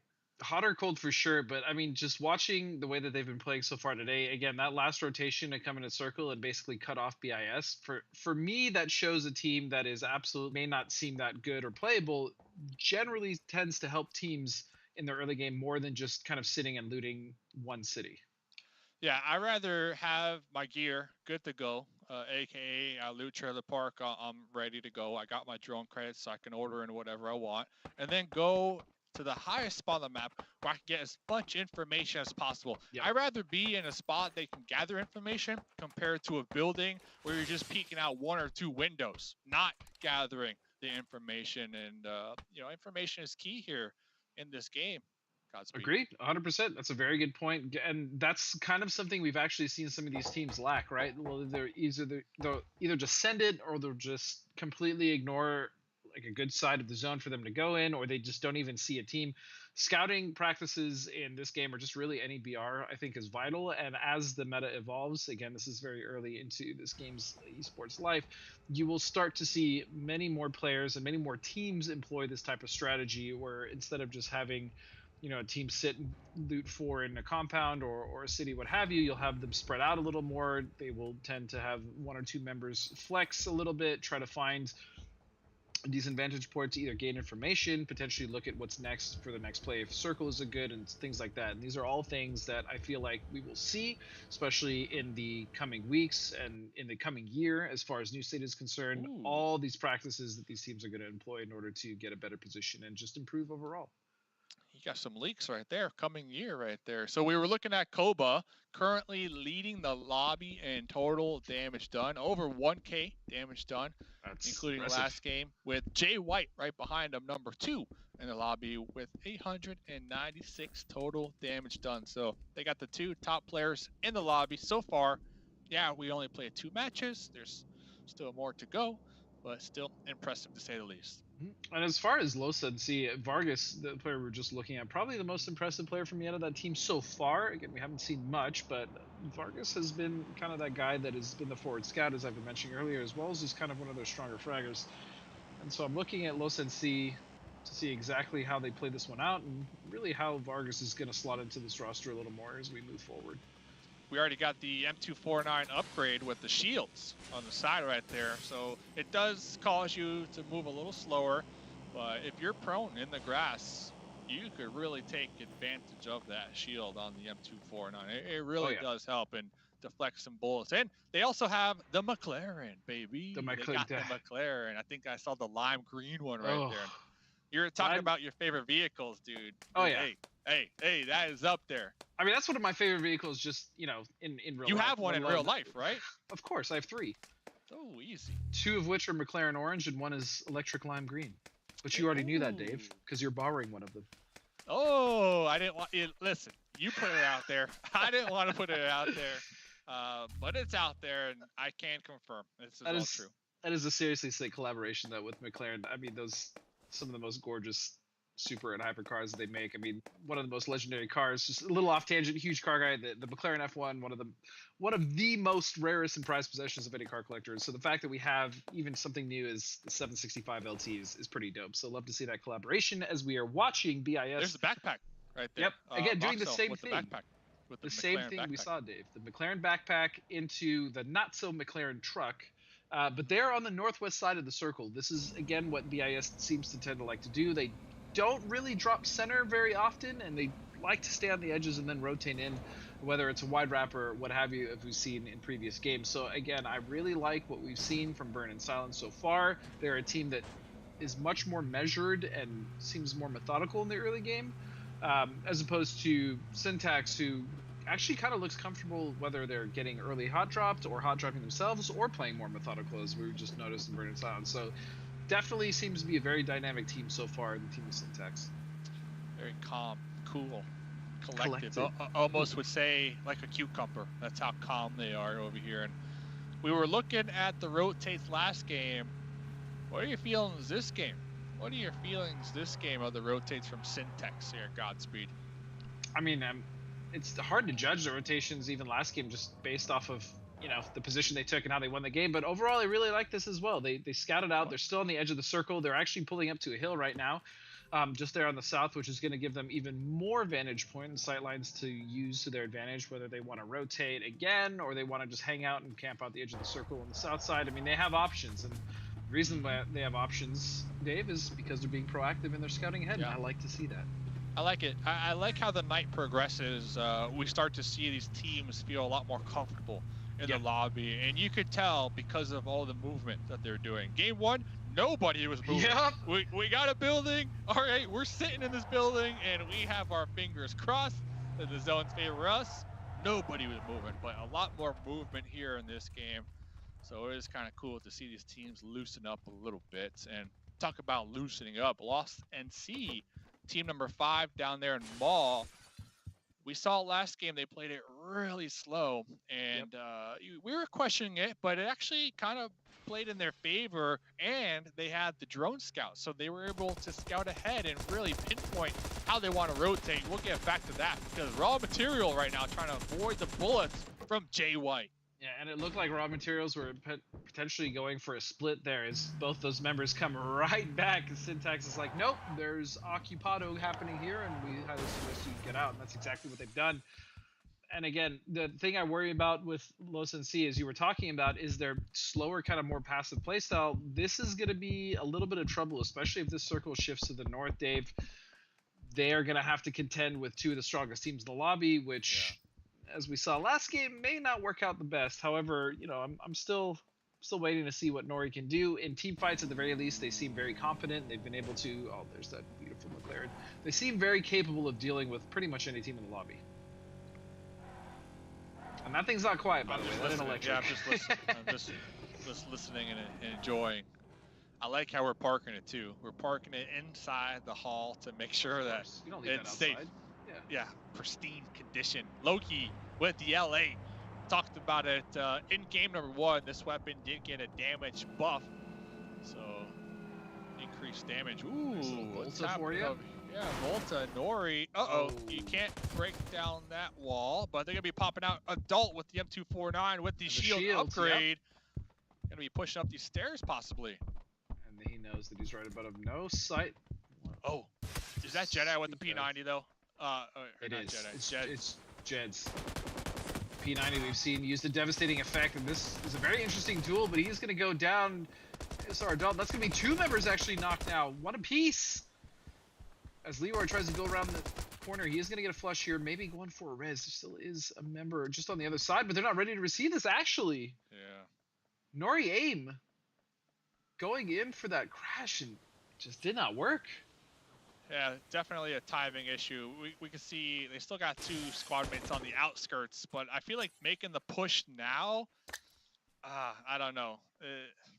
It does seem a little forced. Yeah, it does seem you already a little lost forced. the battle in my eyes. You know. At this point, I mean, look, they still could back off, potentially loot some more drone credits and res. I think that would be the play. That would be the play. Yeah. You know, they do need a couple more drone credits, like you mentioned. It is 1,200 to call in the green flare, and it is only phase 3. Yep. So that is a possibility, and they might be taking I think that's advice. what they're going to do. Yep. Yes. That's definitely the best play for them here in a 3v2, especially with their members being down in probably one of the worst spots, and a pretty solid hold from the cool kids. I don't imagine they would want to re-engage that fight. There's no reason for them to, especially with the ability before Circle 5 to call back their teammates, which is, again, it seems that's what they're going to do. You can't lose with the P90. I'm just putting it out there. You can't lose. So, cool kids, solid defend right there. Solid defend. So you're saying you can't lose. If I gave you a P90 and I put you win. against, I win. I don't know, Anybody. maybe M249. Mercy? Oh, M249. I don't even care. I win. All right. Whole Very team, well. 1v4. Whole team. I respect that. And you know what? I believe you. You know what you should believe me, because you know what I do is once when I get the P90, I Yep. drop all my other weapons and I Yep. call in the drone credits and I just stack it up with the P90 ammo. There you And that's go. all I got. That's You guys all I heard got. it here That's from all Dave. I need. You heard it here from Dave. That's the play. I mean, And how a could lot you of lose? people, how can you lose? A lot of the pro players, when I talk to them about my favorite weapon choice, they're like, "Well, long range, it's not the best." True. I said, "Have you seen me use it? Because I just tap the suppress shots, and you don't even know where I'm shooting you from. All it takes is a couple of those bullets to connect, and you're knocked out. You're on your knees. So, P90 OP, honestly. I mean, I'm not going to disagree and say the P90 is not OP. It's definitely one of the best guns in the game, can't- especially for up close fighting. However, there are other options, and seeing know as about looking at this new shift, as you highlighted there, up into the northwest, it is going to be Burn in Silence finding themselves dead center. And now it is on to the surroundings and basically every other team, aside from Raw Material, who also finds themselves in a decent position here, to find their way in. But the one thing I do love about this is look at Loki. Even though they're in a position in the circle and they're in, you still see Loki driving past in this. Oh, he's way too fast. Yeah, I ain't gonna catch it. Scouting, right? Gathering the Sometimes, yep. information. Now you can relay back to your teammates. Okay, that compound, it is taken. Fellas, you know, somebody's there, I think. So And it immediately pull them back. It seems like such a simple practice, Dave, but we really don't see many teams utilizing it. We really don't. And that is the difference, I think, between some of the better teams and some of the teams that are finding themselves struggling, is just positioning and being proactive. As we now look see who's not using Syntax. Yeah, look who's not using it. Syntax. They're just full sending it, right? As a whole team, which is really risky. It is, because they're not only going to be shot off from RM, but they might run into a separate team here. And who is that? Is that Team 5 on the outskirts? Team is 5? Lost NC. Is that Lost? Okay, so it is Lost. Yeah, Yeah. Lost NC is potentially going to be shadowing. In fact, they're going to be riding in the wake of Syntax. And they see They it. know. Syntax sees it. Yeah. Yep, Jedi's looking that way. Yep, they know exactly what's going on. There is a team shadowing them, and so best play for them would probably be to maybe stop somewhere on the high point and just shoot them off and maybe force a rotation in another team. But we will see if that is what they decide to do, as everyone is trying to make moves. And Loki actually is really far from home. Yeah, I feel like Loki is testing their luck at this point. They have a I nice spot agree. down there in the south. They got the exhibit hall that they can actually double back into if they wanted to. Loki going all the way up there to the north. I know you lucked out last scouts. Looks like they're gonna luck out again. So I guess nothing stopping Loki with that scouting I here. mean, yeah, why not? But we still commend them though. Send one to do the information gathering, not the whole team, and it paid off for Loki and the squad. And I will also caveat this by saying, yes, sending one can definitely help, but sending one into dangerous situations or like really long wrap rotations outside of the cover of your team can be, as you were saying, a very big risk. So fortunately, Loki is going to be just fine. However, look for that to be punished in the future, especially with some teams that are ready for that type of play. And I'll have to ask Loki and the team, of course, but I almost feel like Loki might be the IGL for the team. I just get the vibe, right? So if there was a player The scout, yeah. to get taken out first, and that being the IGL, they could still make their calls, right, from the grave. They could still help the team and assist in some type of way. Any thoughts on that? There's definitely been some players in the various Battlegrounds histories that I've been a part of, even the PC, that you absolutely would be like, wow, that player's dead. Okay, that team is much more dangerous because the amount of information that can be given and the amount of comms that can be given when someone is, they're dead. They don't have to focus on anything else. They can just spectate all the members and just feed all that information. So It's a very good point, actually, Dave, is even though you may go down, especially if you're like the IGL or something on a team, that doesn't mean that your job is done. In fact, I would say that's when you really need to be even more proactive, keeping track of the kill feed, keeping track of your different teammates' point of views and looking at what they're looking at, making sure that the calls are good. If one team is in a team fight, maybe you call for him so they can focus on aiming. A lot of these things can factor into being an absolute asset as a unfortunate dead player on your team. Yeah, keep contributing any type of way you can there. Well, I like that takeaway, actually. I like that a lot. That is some knowledge right there. And all these players, they have a spot for the time being. Next zone did go up, and once again, lost NC. I feel like every single zone shift, they're the only team that have the longest distance to travel to that next circle, and that's going to be the case right here, right now. Yeah, now I'm curious what actually RM is going to do, right, Dave, with all that scouting that they were able to do. At the very least, I believe it was Loki that was scouting for them. With all the information that they gained, what is the play that they're going to make? They could rotate in just north of them to the south side. There's a good ridge there. Yep, right there is a decent spot. And then they could get more information, or they can do something crazy and continue to send or continue to scout. But they also have to be careful of the team to their south, which is again into SNC, and that could cause problems for them. Yeah, I think playing that ridge, playing nice and slow, is definitely the play as long as they can maintain the vision in the back line right there. And by the way, did you see that pull up with the P90? I mean, they pulled up, they got in, they got out, and now Atomic, the last one alive, trying to heal out here in the blue, which is challenging, but they are going to be pulling off here for the time being. But the cool kids, in and out. In and out. Kids, in and out. P90 didn't even see it. It's so quick at shredding people and knocking people down or just eliminating players. I didn't even see it. However, I will say for the team of Nori Aim, that is not the look at they switched the skin. Look at that. Yeah, they're like, get out. Let me get my skin. Man. That thing is mean.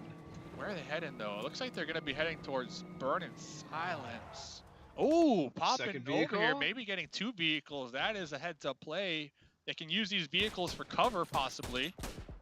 They're going to get shot at, though, and that is going to be the indication that where they were headed was not safe at all. So wide wrap is going to be the answer, and that is exactly what they're doing, as they're wide wrapping now to the north. But they do need to be careful because Syntax still finds themselves with a pretty strong position in a little 3-1 split here, as they're going to drive straight into them.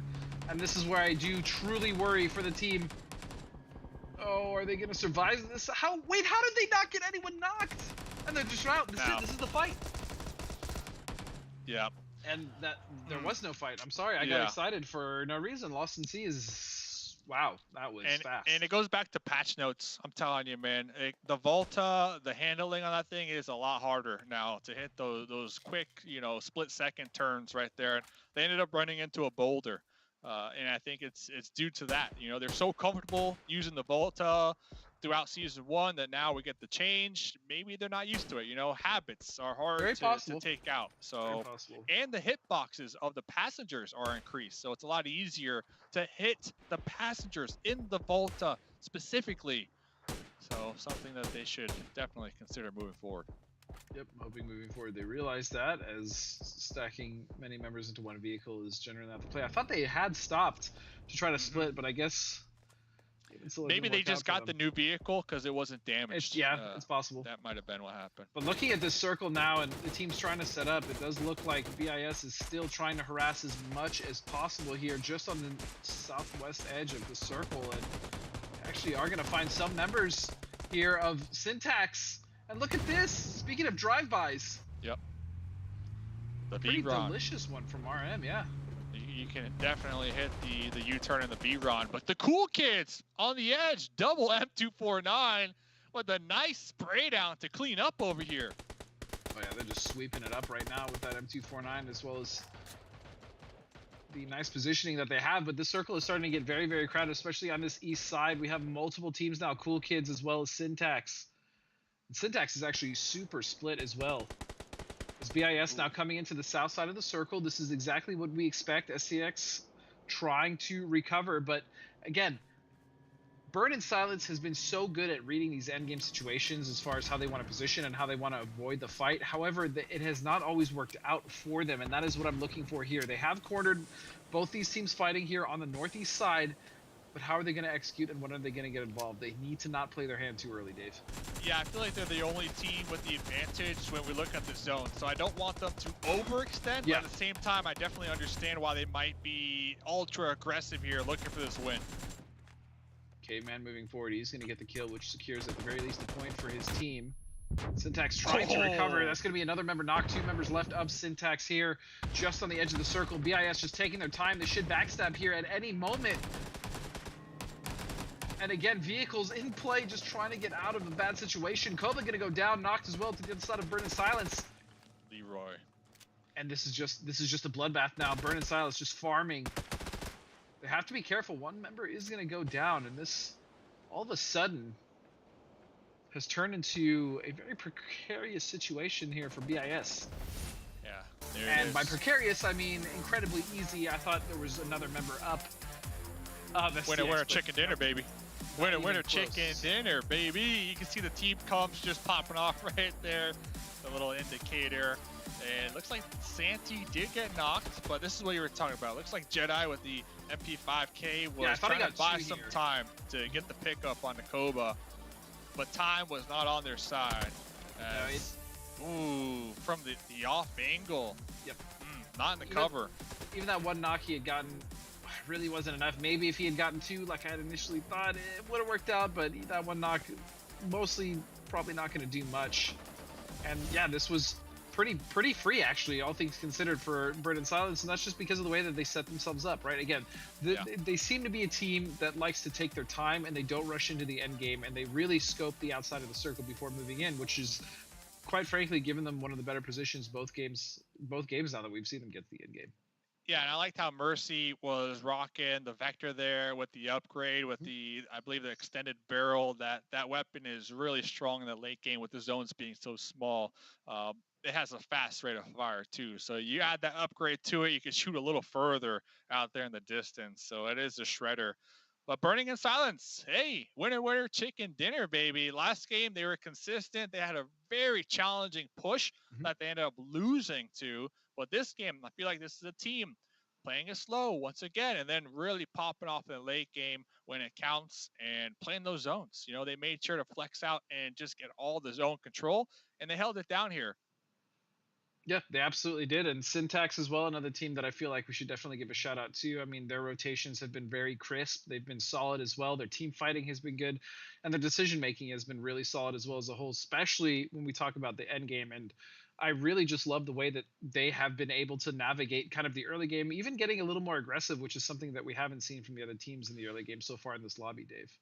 We'll talk about having seen the round of 32 coming up after the break. Don't go anywhere. And of course, Toffees and Cam.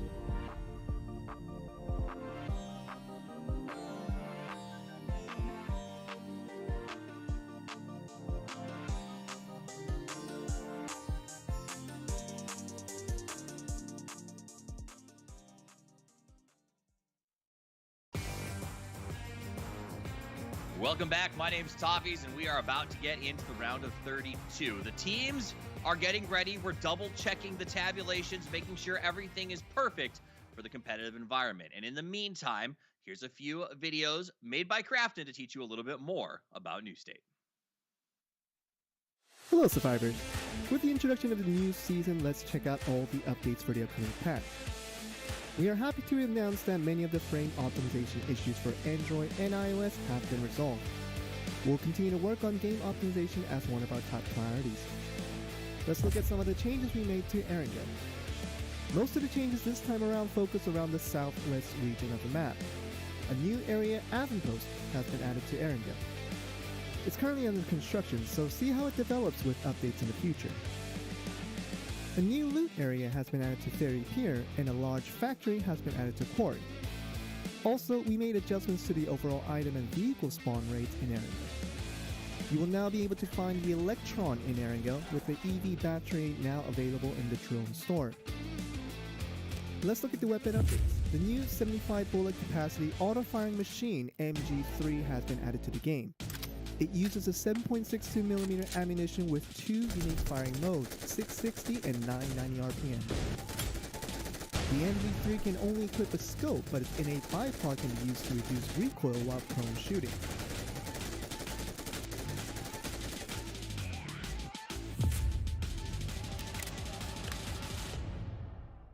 Next up is new customization.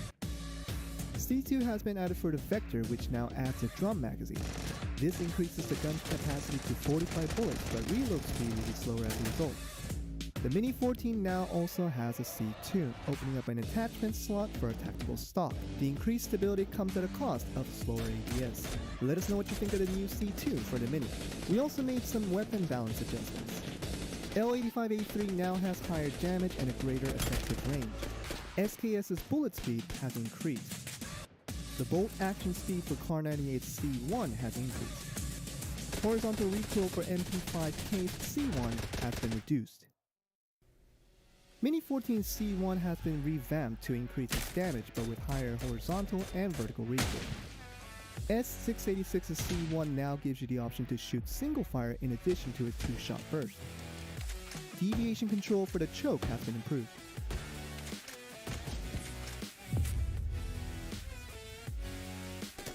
Here are more improvements added to the patch. When a vehicle explodes during a ride, the passengers will now be DVNO rather than dying instantly. Riding shots now have lower deviation control and higher recoil, requiring far greater accuracy in order to connect your shots. We also adjusted Volta's performance to have less acceleration during boost. The cornering performance has also been decreased, requiring greater control from the driver.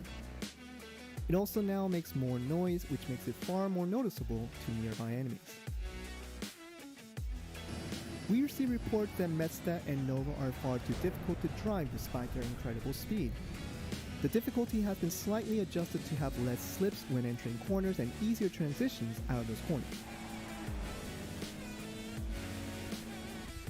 The UI button for the trunk will now be highlighted whenever a teammate places an item in the trunk. The green and red flare gun now have less distance between the point of fire to their respective landing spots, allowing for safer deliveries of your teammate or the care package. Sound effect has been added for the roll and for different hit scenarios. Be sure to check out these changes in game. The co-op revive has been further improved to be faster than before. Touch stabilization assist has been added to the settings. Toggle this on to aim properly in nerve-wracking final circle situations.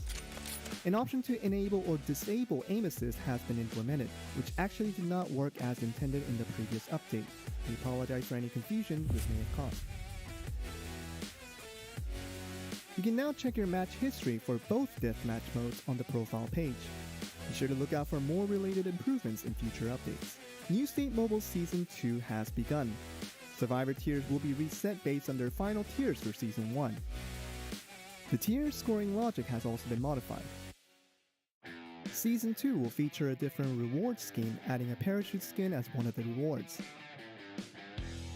Also, those who maintain Conqueror tier until the end of Season 2 will be rewarded with a gun upgrade token. Spring has arrived in New State Mobile. Gaze upon the beautiful cherry blossoms now available in the lobby. We've also prepared new in-game events to celebrate the new season, so go out there and get your rewards. Participate in the Cherry Blossom event to obtain a Cherry Blossom themed weapon skin, profile frame, and more. A tutorial system has been added for beginners trying out New State Mobile. New players will be able to adjust to the game far more easily, so invite your friends to play together. When looking for a party, you can now show your current region, making it easier to match up with closer companions. At the end of a match, you can now press like to teammates you enjoyed playing with. Your total number of likes will be displayed on your profile. New State Mobile's newest collaboration with McLaren brings their amazing hypercar into the game. Conquer the roads with your very own McLaren. Survivor Pass Volume 5 features Cynthia Strong from the Justice faction. Clear the different pass missions each week to obtain unique outfit and appearance skins. For all other updates, visit our website to read the written patch notes. Thank you for watching, and we'll see you in the new Battlegrounds.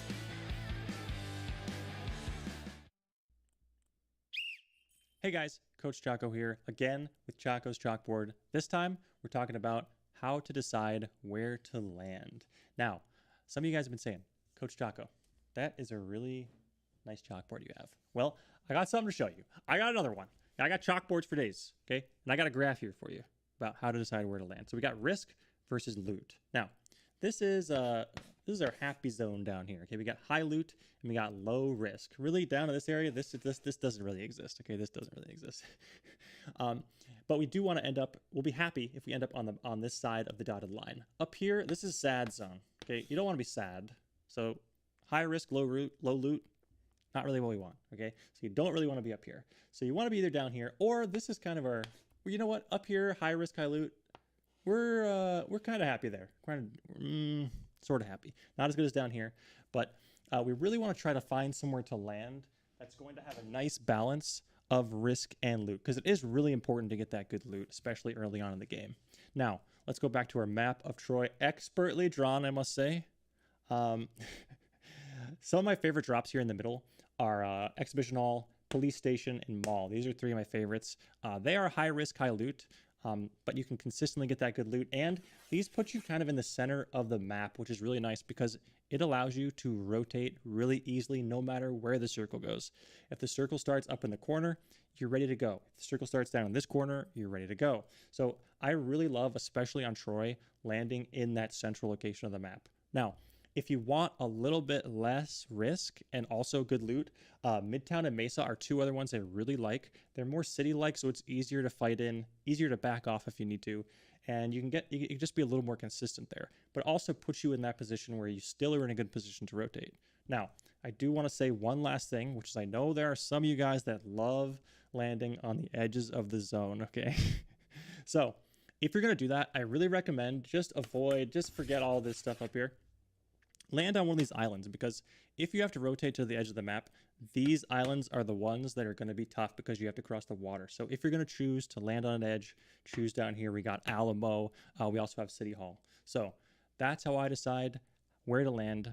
Hope it helps you guys, and we'll see you in the next edition of Choco's Chalkboard. Welcome back. The round of 64 is done and the teams have advanced.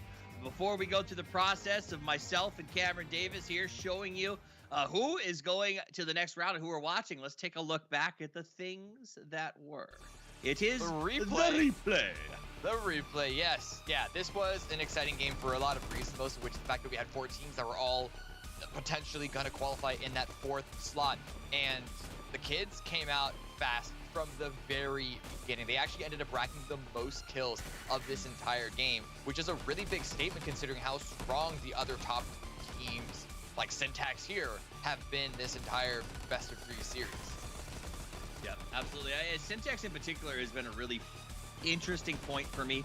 I think they're playing much, much better than they were last time we saw them. I don't know if it's the new player or the roster change or maybe just the confidence of having competed before, but they have looked a lot stronger. It was a very, very, I will say, it is a very, very chaotic ending. I do wonder if some of these teams that are already qualified might have maybe just tried to, try and flex on the opposition. Flex in terms of, like, actual flex your muscles, right? But Cool Kids were there to actually clean up a lot of those kills and get a lot of those points to allow them to get the edge over everyone else that they were trying to scramble over to qualify. They didn't end up winning the game. They only got 3rd in terms of placement. The kills put them in 2nd on the leaderboard overall. 17 total points, just barely getting over Nori AIM, but it is still a pretty far gap between them, Cool Kids, and Syntax, Burn and Silence, and Raw Materials. So if we want to see Cool Kids continue to advance in this weekend, they're going to have to really up their game. Yep, so Noria, Los, and Electro Gamers will head back to lobby to wait for next week because they will still have a chance. Syntax, Burn and Silence, and the others are ready to advance to the round of 32. Now, if you think you've got what it takes, you have a chance to sign up. You can join teams like Noria as they compete next week, both in the Influencer event as well as our final Open Qualifier, for their chance to win as well as their shot at the $200,000 grand prize.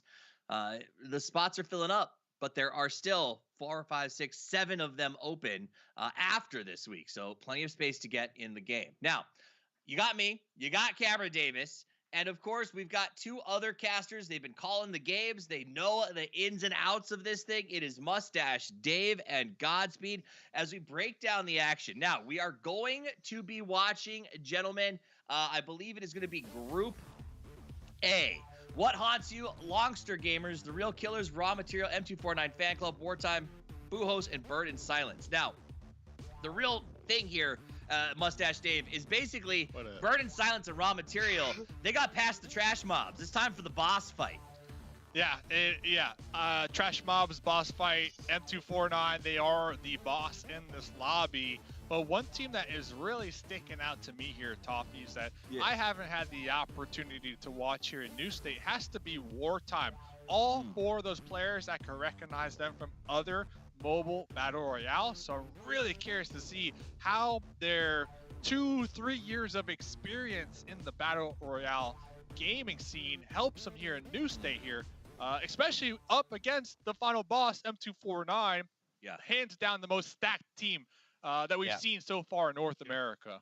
Yeah, honestly, M249 is starting to give off Vosh vibes, okay? Like, we've been working on beating these guys for weeks at this point, and our Warlock Kite Tank is just not good enough. Can a team Is this out a there WoW find the reference? right It strat? is. It's a very deep one. It's a very deep cut. Yep. It's a deep cut. But now that we've walked away from the deep cut, let's see if any of these teams have got what it takes to clear tier 2 content. Let's get into the match. Round of 32. Take it away. This fool's really talking about Vecnalash over here. Anyways, moving into moving into this game now. Yeah, this lobby is something I am incredibly excited for, Dave, simply because of the fact that, yes, we have the M249 fan club on top of Burn in Silence, on top of the team that you were talking about, Wartime. Being a team with mucho, I should say, experience when it comes to BR Mobile. And that is actually something I'm really interested in because I'm not terribly familiar with Wartime, however you are. I'm still looking at Burn in Silence. I still feel like even though, yes, M249 is in this lobby and they will most likely continue to do well, I really just like the small steps and the little things that we've seen over last week that Burn in Silence has done as far as fixing their rotations and their team fights to really improve. And I like that. I like this team. Yeah, and Burn in Silence, they got heart, Godspeed. They got heart. Oh, they got heart. They got heart, so you gotta respect that right out the gate. And talk about respecting the respecters out here. Look at that, up there by Lab, we see, what, 3 different teams, and it looks like 2 other teams actually pulling off who also had their sight on the Lab. Looks like only one team was able to conquer it as their own, but that's gonna leave a lot of teams awfully close to each other, looting the little odd compounds out there on the coastline. This has to be one of the weirdest drops I think I've seen, with so many teams, as you said, piling on that north side. The factory, dead center, the circle is completely open. Mesa is completely open. Trailer Park was actually open, your favorite spot, but nobody decided to loot it this game around as we watch Burn in Silence in this massive clump. And this is actually, in my opinion, is a great thing because we saw the first 3 games, Dave, were, I don't want to say stale, but they were a little slower in the beginning. We didn't really have anything pop off as far as any fights, any really aggression. I think the only thing we really had was the instance where we had the police station looted. That was it. This, to me, looks like a much more aggressive game, at the very least in the early start of it. Yeah, you saw that pizza box too. I did see that pizza box. I have no clue what it does. I'm gonna be honest with you. I have no clue. There's a bunch of those items all kind of scattered across the map, like kegs and barrels. And yeah, I just discovered the pizza box today. I was like, okay, I'm gonna pick that one up. And I saw 3 other ones, and I picked them up too. And they do take up a little bit of inventory space, so I ended up dropping some ammo for that. But I wanted to point out, Team 3, the real killers. Now, the interesting thing about the coastline up here in the north when I'm doing my research is you could drive a vehicle along the coast and not be seen because there's nice hills pretty much blocking any type of sight lines between the inland and the coastline. So a vehicle can 100% be utilized to take the smooth route without being seen and wrapping around the southern part of Lab. I'm bringing this up because that might be something we see the real killers utilize here, because they are going to have to reposition very shortly, Godspeed. Yeah, they are in the very north side, the most northern point of basically this island at this point of what's in, and they are not in the circle. They have multiple teams in front of them holding them out potentially, and that's also going to be quite dangerous, because I'm pretty sure Wartime is one of those teams that is going to be gatekeeping them if they so decide to rotate down to the south there. As we also look over towards the west side of the map, there's M249 Fan Club just having a good time. I'm sorry, what was that? This is what I'm talking about right here. You can use this coastline, wrap around, and you could drive on there. And all this that I'm marking right here, it's high ground, so it blocks the sight lines from that coastal seeker road. And you can kind of see on the map, you see how there's like a little dip along the road there? Yeah, 100% drivable on. I'm actually really curious. Yeah, I'm really curious if the real killers are going to do that. That would be that'd probably be the best wrap, right? Like as far as what they could do in getting positioned in the circle. I'm not sure if they're going to go for that wrap. I feel like they'd probably go for something west, maybe something easier, but that would be the play. That'd be really cool if they did a wrap there on that north side. Also, speaking of pizza boxes, Dave, let's say you opened one of those pizza boxes. What type of pizza be inside there? Pineapple ham all day long. You okay? I mess with Hawaiian myself. I definitely don't mind pineapple. That's the only pizza I eat. All right, let's be real. That's the only pizza I eat. Paul got here with the mutant. Take some shots. Yep, Twain looking for some shots again using that dinner plate, and it is oh so good at spraying, especially if you can kind of prone down and really use that bipod. Otherwise, I mean, the recoil on that isn't that bad either way. But look at this. This is exactly what I think of when I think of an experienced team, and you're 100% right, Dave. Look at the way they've split this fight. Look at the way they've gotten different angles. They are basically slowly suffocating this team in the center of the compound in which they think they're safe, and this is exactly what an experienced team would do. And you're right, Dave. You called this, but it's not coming out from Twain. Yeah, you can't be letting that happen. But it's almost as if I kind of know what I'm talking about around here. Godspeed. It's insane. King A pushing up with the DP 2x scope. Gonna be right up here on the build and looking for the support from the teammates. Gonna be holding it down. Snack a lot taken out right there. Oh, King A is putting in some work with this DP. Absolutely, and what haunts you is slowly being haunted now by Wartime. And oh, look at the switch! That was so clean. Was that an SLR? Yes, sir. Tapping with yes, the SLR? Sir. That was gross. The one tap dirt nap. Don't be peeking that window. That was actually disgusting. Oh, shotgun to the dome. Little trade back there. Okay, it's not quite over yet. As I say that, it is absolutely over. So It's over. Valiant effort there from what haunts you, but man, Wartime, that was clean with a capital C, if you know what I'm saying. And look at that, the drone credits the cash. right there. Yep, all about that cash money. They do have enough to call in a green flare and get Kodo back up and at him here. So this is what we've been missing, Dave. The early game aggression with the ability to flare someone in.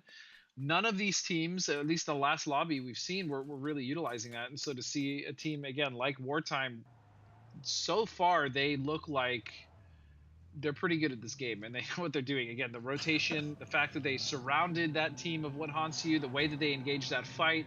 I mean, just the mechanical ability of switching weapons to that SLR and getting the 2-tap. I mean, Wartime is, you're right, team to watch 100%.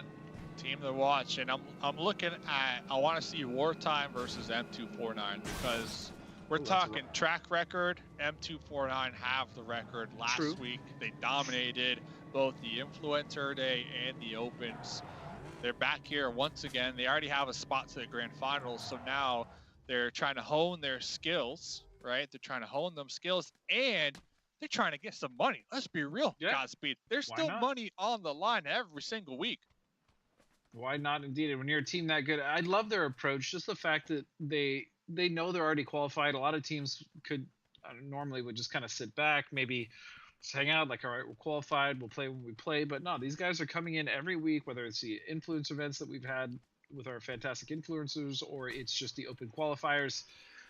They are playing, and they are using this as practice. And this is, to be honest, the best form of practice that these guys are going to get, which is just in match practice against other teams that are, actually playing for something rather than scrims, which, as great as scrims can be, it's just not the same type of pressure, Dave. And so the fact that they're in here week after week so far, it's pretty obvious why they're one of the best teams, if not the best team that we've seen.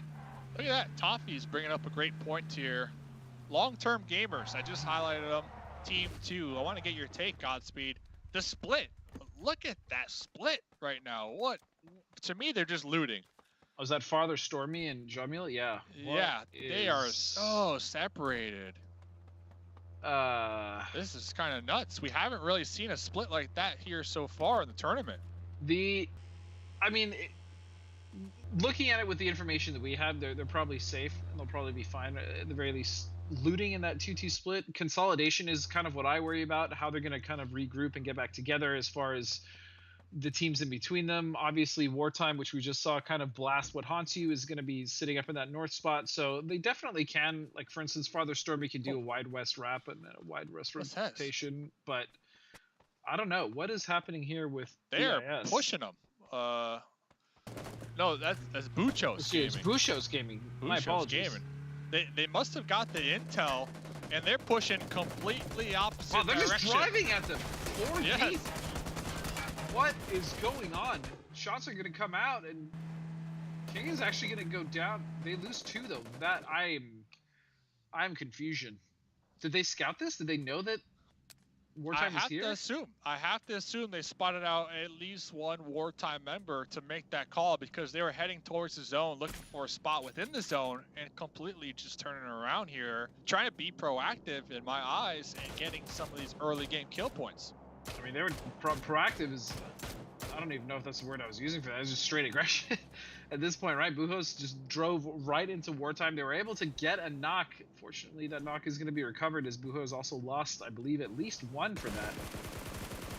And potentially even two now that they're stuck in the field. And again, look at the way that Wartime is maneuvering around this. They're not just staying in the same angle. They're moving around, even going for a 6x spray with a Scar. That is brave, but he's hitting a lot of these shots.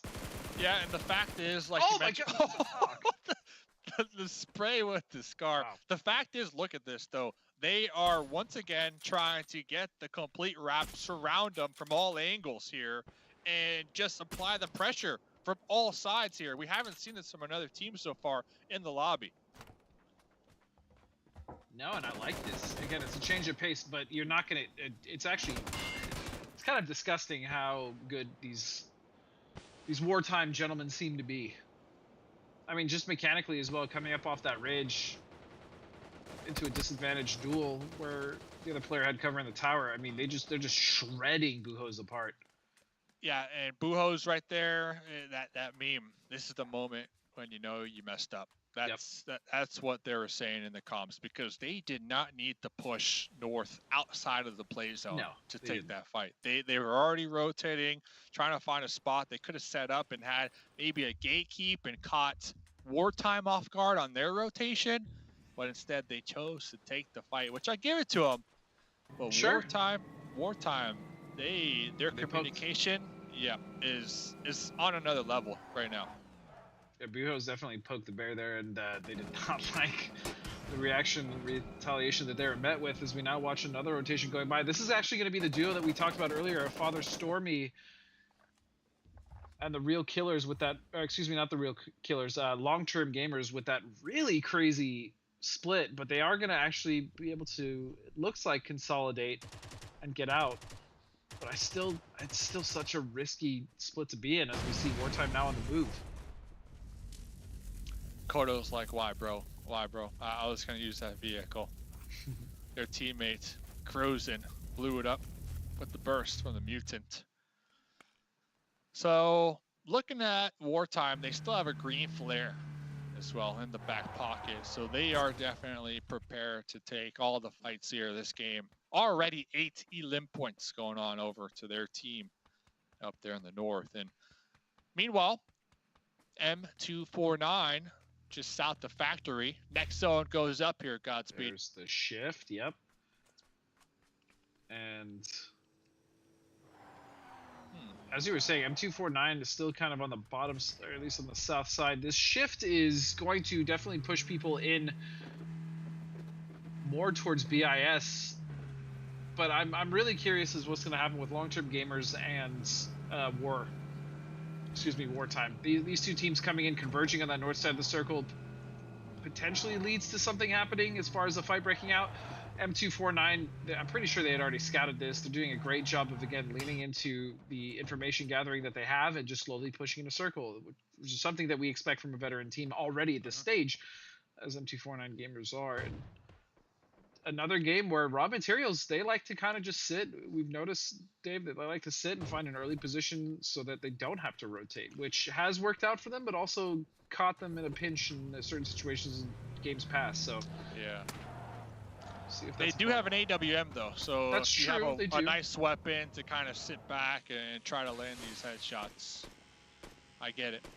I hear some drones in the air, some teams using these credits to call in some supplies, maybe a red flare, maybe a deployable shield. So many potential opportunities. And Long-Term Gamers, that team number 2, the green team, playing it nice and slow. That wide split that we were talking about early game, they were able to group up here. They are going to be next to Wartime here eventually, so you need to keep tabs on them. Oh, with the SKS nice trades. though. Yeah. Shots nice coming out from both. I am curious, Dave, if Wartime tries to get aggressive again, simply because you stated that they did have another green flare, right? So they could, before Circle 5 closes, try to, at the very least, get another kind of crazy play in there. And then if they do lose someone, get someone back. For a team with this much experience, I would like to see that. I'm not sure if we will. Again, pretty sure they know exactly what they're doing, but that is an option available to them with that extra green flare that they've acquired. Yeah, and I think Wartime, we talk about just experience within Battle Royales. Yep. They read the patch notes, I can guarantee you that. They probably read the patch notes. They read the patch notes. So, Kid Cat with a Car 98 zooming in all the way. Zooming in. Raw materials need to be careful not to over-peek their heads to those doorways, because those doorways are just being spotted down right now. And everybody safe for the time being, Godspeed. Every team has a position right now to call home, and we just see long-range shots occurring, trying to take out the enemy's utility, their armor, their helmet. Yep. All these little plays definitely play a big role as we get to that late game. Absolutely. It's a very important topic to bring up, is the fact that if you're taking a bunch of damage, but let's say you're still getting a res, you're like, oh, it's not a big deal, at least you're still alive.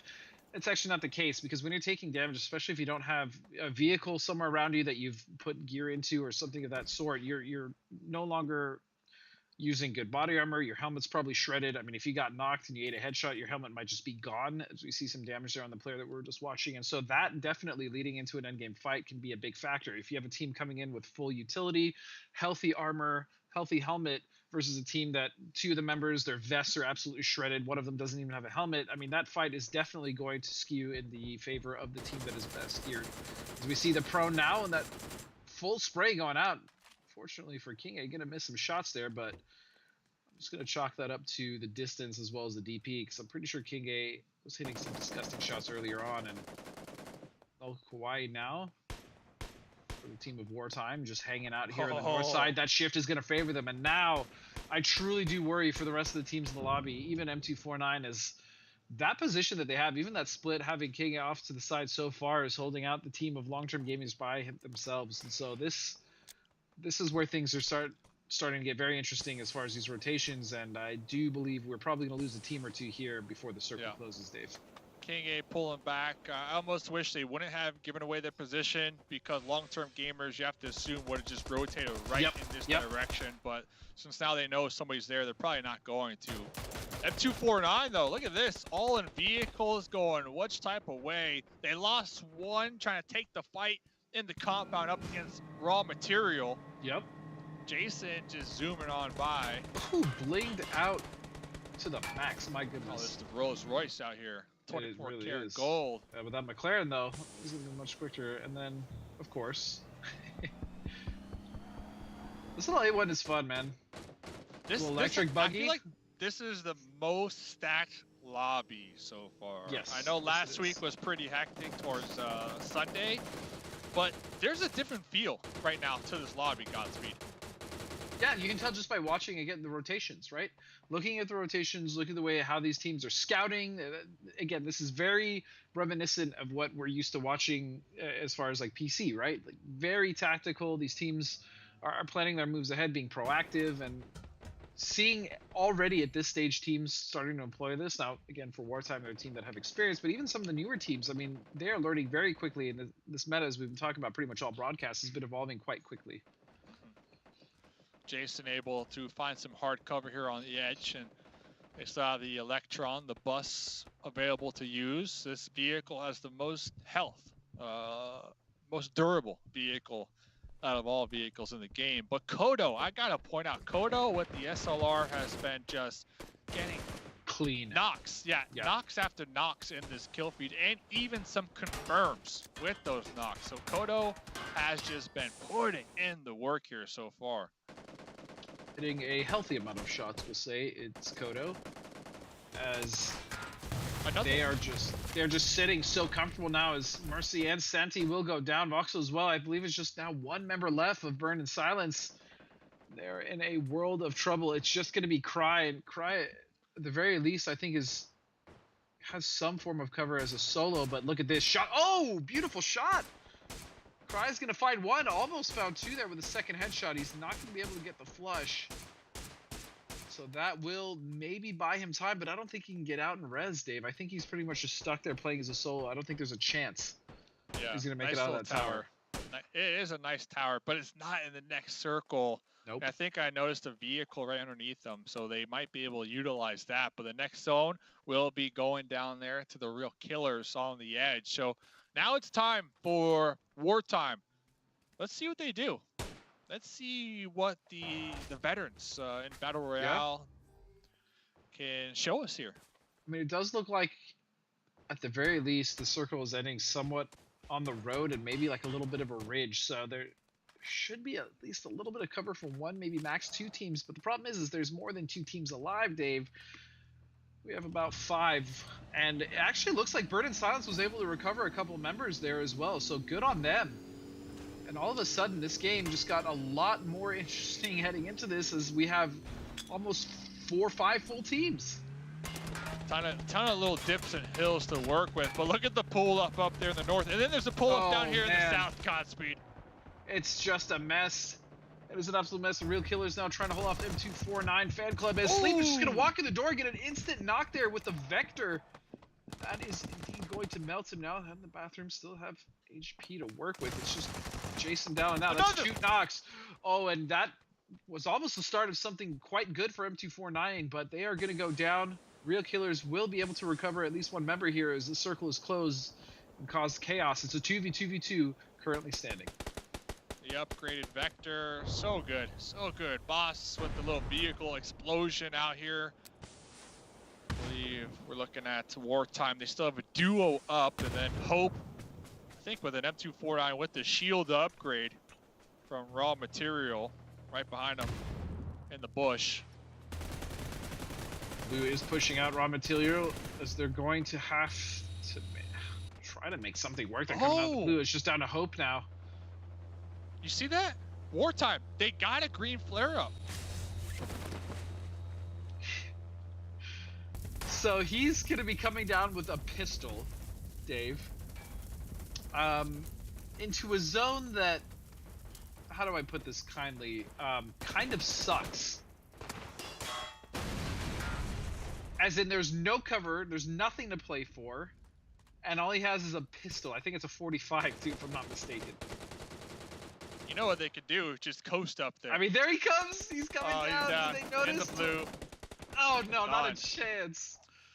So that's interesting. That's maybe the flare gun redeployment after phase 5 is not for extreme mode. I'll have to go back and double check because it is phase 7, and that's it. That is it. I mean, did he even survive? Maybe he survived another team going down just by parachuting. That is actually a very real strategy, I think, that can be used, right? If you know you're going to go down, deploy that green flare. Maybe one team will get wiped in the process, and boom, you just got yourself some placement points. That is next level big brain play right there. What you just said.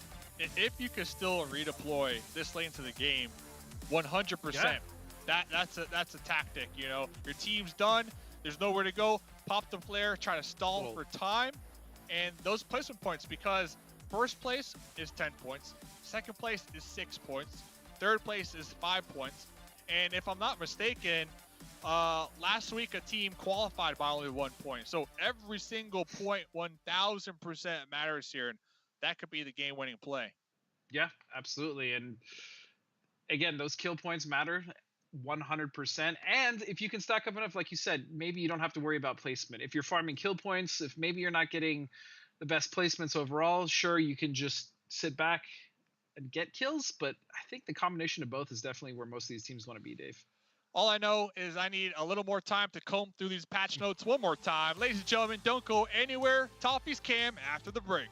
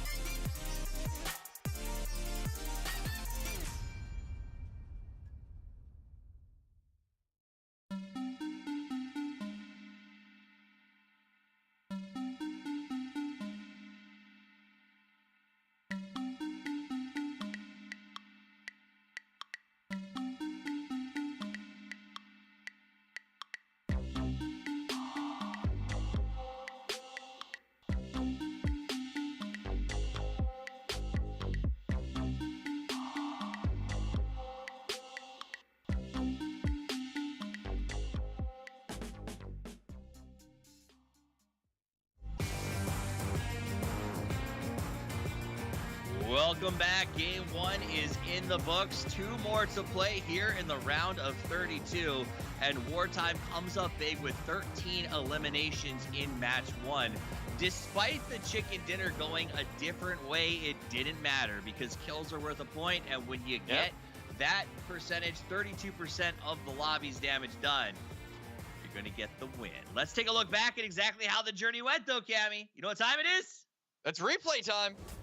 It is Listen, you said it. Throughout the course of this entire match, Wartime got about, 43% of the eliminations of the entire first game and did about 32% of the entire lobby damage. Is absolutely insane for them. And yeah, I believe they landed in that giant cluster of teams up around the lab area. And so that means that, yeah, they had a really good opportunity to pick up a bunch of these kills. But the fact that they're able to survive so much and make it into the late game, like with anyone alive, is absolutely fantastic. With these guys in the lobby. Like, that's the crazy part to me. Yeah, exactly. Well, I mean, so M249 were fighting from the south, right? So they had a lot more space to work with than, even though they did run into some trouble. You have to always look at, did they even have the opportunity for the kills in the first place? I do still think we're going to be looking at M249 to like take over the lobby in the next 2 games. But this is such a good start for Wartime on the leaderboard. Yeah, absolutely. I'm blown away by them. I mean, you did hear Dave talk a little bit before the game about how this is a team made up of very experienced mobile battle royale players. And it does kind of make me wonder, you know, we didn't see them last week, Cam. Are other teams from other titles sort of getting the scent? Or are they seeing the prize money and thinking, you know what, this might be it? Because this is the first time we've seen them, and they came in incredible form as you look at that scoreboard. Yeah, and there's already a gap actually between first and second place, because even though I will say Wartime getting first overall points is fantastic, despite the fact that they went out in third place on placements, Real Killers still had a good game for themselves. So both of those 2 teams are going to have a good lead here. Raw Material, not far behind, Burn and Silence as well. Those are 2 teams that we've been looking at throughout the course of this entire tournament. Both actually from our previous lobby we were looking at there in the round of 64. So, you know, they're still looking good to at least be able to qualify to the next round. But Wartime and the Killers, they're already in a really good spot. I don't think they need to work too hard. Granted, they still need to like provide effort. It's possible that at least one of them could get overtaken if the other teams really step it up. But there's no need for them to go for like high risk plays anymore, as long as they just do their standard defaults. Right. Now, if they do it, it's just showing off or belief that they are just that much better than everybody else. So we'll definitely keep an eye on that. If you guys think you're better than everyone else, or if you are maybe like Wartime and you're watching at home, or you play another title and you're thinking to yourself, man, that looks ripe for the picking, then get over here. ESL.GG/NewState Mobile Mashup. I'm not against it. If you want to come in here and take your shot, you should do it. So let's get in the game. All right, game's about to start. Second match of our round of 32. Top 4 teams advance. We're learning all kinds of new stuff, and we're bringing in our experts to do it. It is Mustache Dave and Godspeed. That was incredible. I can't wait to see what happens in the next match. You know what? We're just going to get out of here and let you take care of it. Peace. Anyways, thank you so much, Steve and Cameron, for breaking it down for us. As always, wonderful, wonderful analyst and host. Wartime, looking pretty good. M249 Fan Club was the team that obviously we're all looking at going into this. However, you had called Wartime was an experienced roster from other mobile BRs, and boy, oh boy, did they not disappoint, Dave.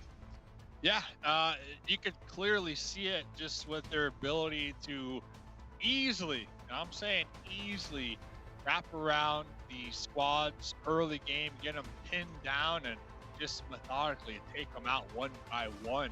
And they did that about 3 times last game. And then, of course, they didn't get the zone luck, so they were put in a very challenging rotate. But that's the only thing that was really against them last game, was that the late game zone not playing in their favor. Besides that, they were just racking up the points, and the overall leaderboard clearly showed it. Yeah, I mean, they didn't really get, as you were talking about at the end of that game, the most placement points, but man, did they rack up on the kills, 13 to be exact. And I mean, even in the bad position that they had, right, they still almost made it work, especially with that like last minute call in and the green flare. That was hilarious. But I mean, that could be a real strategy moving forward. And so I think for wartime, the question for me is going to be now in this lobby, now that M249 has kind of played their first game and getting used to the lobby, are we going to see them kind of retaliate and readjust and kind of roll over wartime? I don't know. I'm not sure that's going to happen, but this already is a bit of a spicy one. Rolling and strolling. Going to be M249. We know they like to drop here. They're going to be defending it up against Duos Gaming. Sleep with the through the window. Catching them off guard. Oh no! Bolting right into sleep waiting with the loaded Now they're down to just one. The opponents, that is. Yeah, running for their life. Just down to nothing. Wow, that was tagged in the back. Okay, well that answers that question. Are they going to be aggressive this game? Yeah, doesn't seem like anything last game seemed to have gotten to them. And that's you know what? They're probably not go going to drop there again in the exhibit hall. That is M249's position, and that's what we were talking about in the pre-show. That these teams that show up, even though they have a grand final spot, they're still playing for money. All right, they got the grand final spot, but what they're really doing, in my eyes, is that they're trying to remind everybody, all the new up-and-coming teams, all the new teams that sign up, because you can still sign up. By the way, signups are open. We just heard it from Toffees. But M249, they're trying to show up to make sure that these new dogs on the block know for a fact where they like to drop. And if you forget and drop where they drop, we just saw. Remind you. 4 points, easy, just like that. So I think that's a big takeaway here, Godspeed. Yep, they're gonna remind you exactly where they like to drop. And to the team of Buhos, I mean, we saw last game they drove straight into wartime, and it didn't seem like there had been a lot of scouting or really kind of any forethought into that or preemptiveness. And so because of that, they got punished. Now they dropped on top of M249, and that obviously didn't work. And so I'm hoping at the very least in the next game, Buhos kind of takes a step back, takes a second, drops somewhere where they're not going to be contested if they can, and then slowly work their way in. Because getting eliminated in the first 5 minutes, or not even the first 5, I think it was like the first minute of landing, it's definitely rough for a team like that, because you can't really learn much from that. You just have to say GG, go next. GG.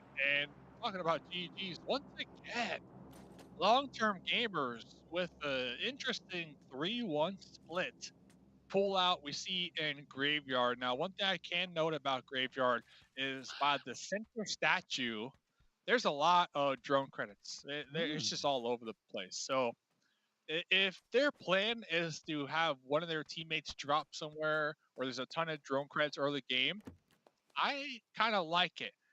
It didn't work last game, though, Godspeed. It didn't work last game. And the takeaway here is that the 3 squad mates that we can see right here across the street, they're already at the disadvantage if they do get into early game fight, because you're already up against a 4-man squad. So it's a 3v1 to start the thing out. So yeah, what are your thoughts on that? Yeah, I'm really curious about the split, because normally when we see a team do like a 3-1 or a 2-2 when they drop, they generally are dropped and they're somewhere where they're uncontested, right? In BR Extreme, I feel like it's much harder to set up those drop points or even those flex zones, right? Because of how varied it is, and also because of how fast that first circle shrinks. I mean, it's almost instantaneous. And so when you do go for a split like this, or like a 3-1, it makes it much more difficult to consolidate with whatever the other half of the team is, whether it's 1 or 2 members. On top of the fact, as you said, is that if you're fighting early, it's putting you at a massive disadvantage. You're missing 1, maybe 2 members. In this case, it's only 1, but the team they're going against is BIS, right, Dave? So it's not even like they're going against one of kind of the weaker teams in the lobby. They're going against one of the best teams in the lobby, and they only have 3 players to do it with. Yeah, and BIS, at least in the first half of the evening, we saw them qualify here to this round. So they have been pretty good. Crozen, though, with the off angle right there onto Wayne, peeking through that window, trying to go for the double. That's a red dot, by the way. He's doing that with a red dot. I mean, that was very impressive from that distance. Now they know. Now they know at least one is over here. And if this is going to be like last game, wartime, they love getting the complete just wraparound on you. They love getting you pinched. The aggression is what I love about this team, but it's not it's very intelligent aggression. Like, look at Coda right now getting the off angles. He should be able to clean that up. He doesn't, but so much damage put on, and now he's going to re-rotate over. And it's just the movement is so clean from Wartime. Buck is going to find himself back to the lobby unless his team can potentially win this fight and maybe get him back in. But Kodo's going to find another one. Smackalot going to go down. Nullquai trades going back and forth, but it's still going to be 3 members alive.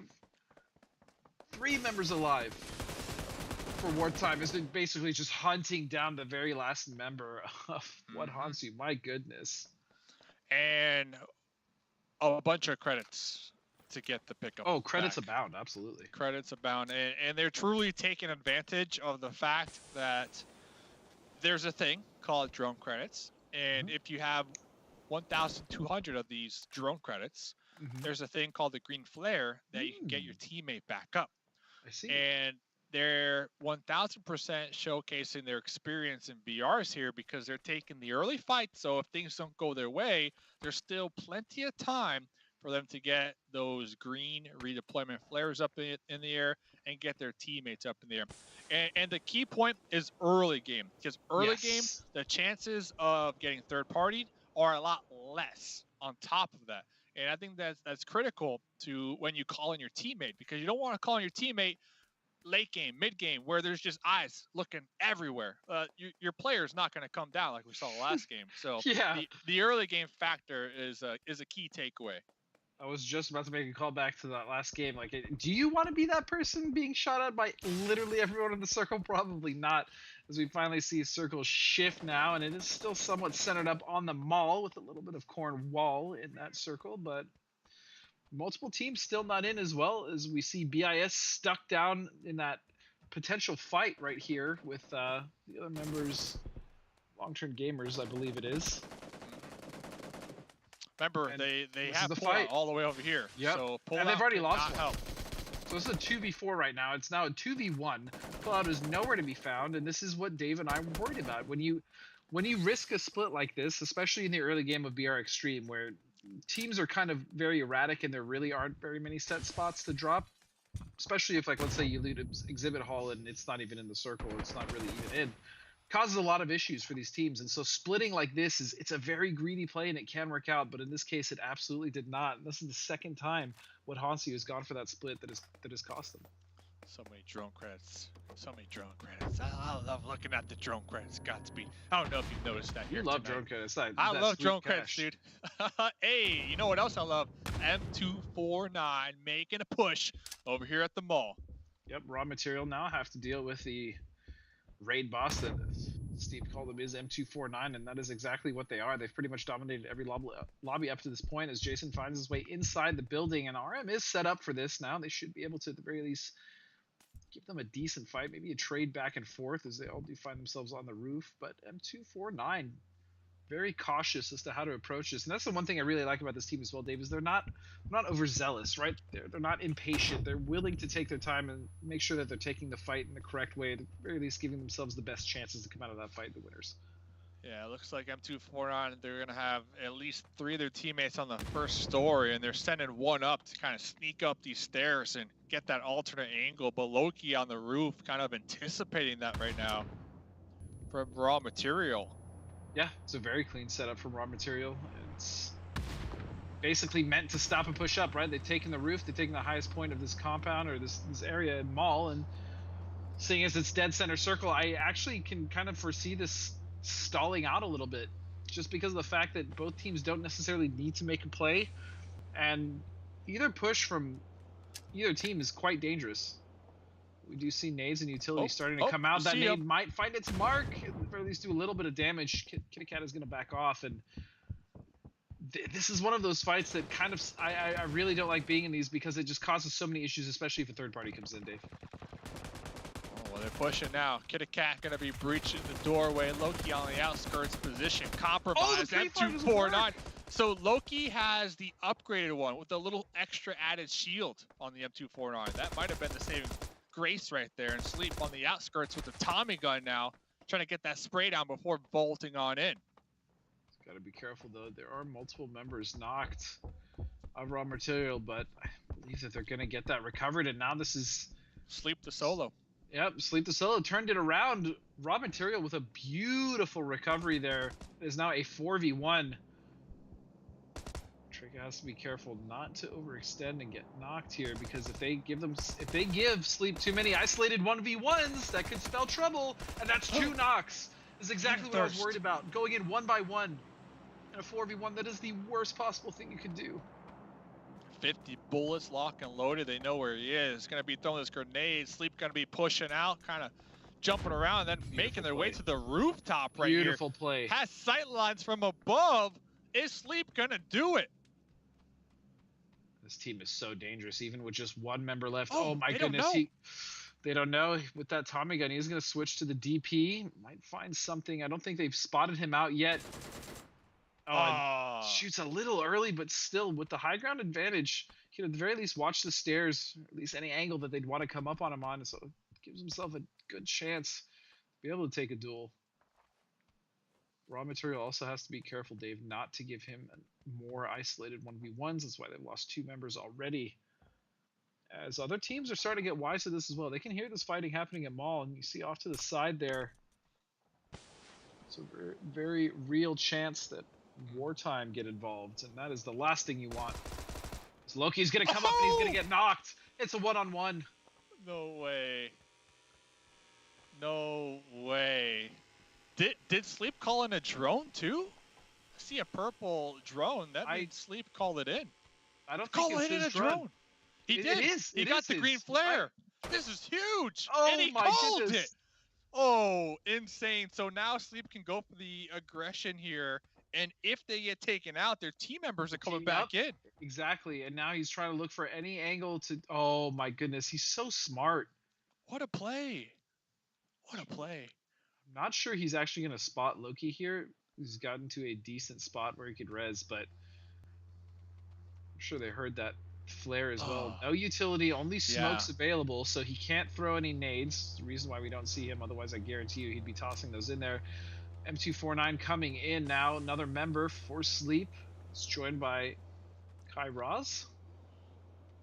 So you can see in the kill feed too when somebody brings somebody back. So Raw Material know for a fact that what Sleep just did right there. So they might be looking to press the roof, and look up to the sky here.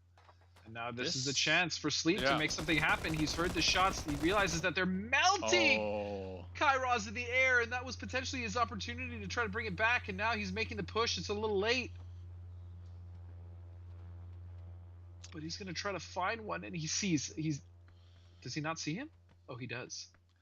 I'm pretty sure you can't shoot through this glass. Yep.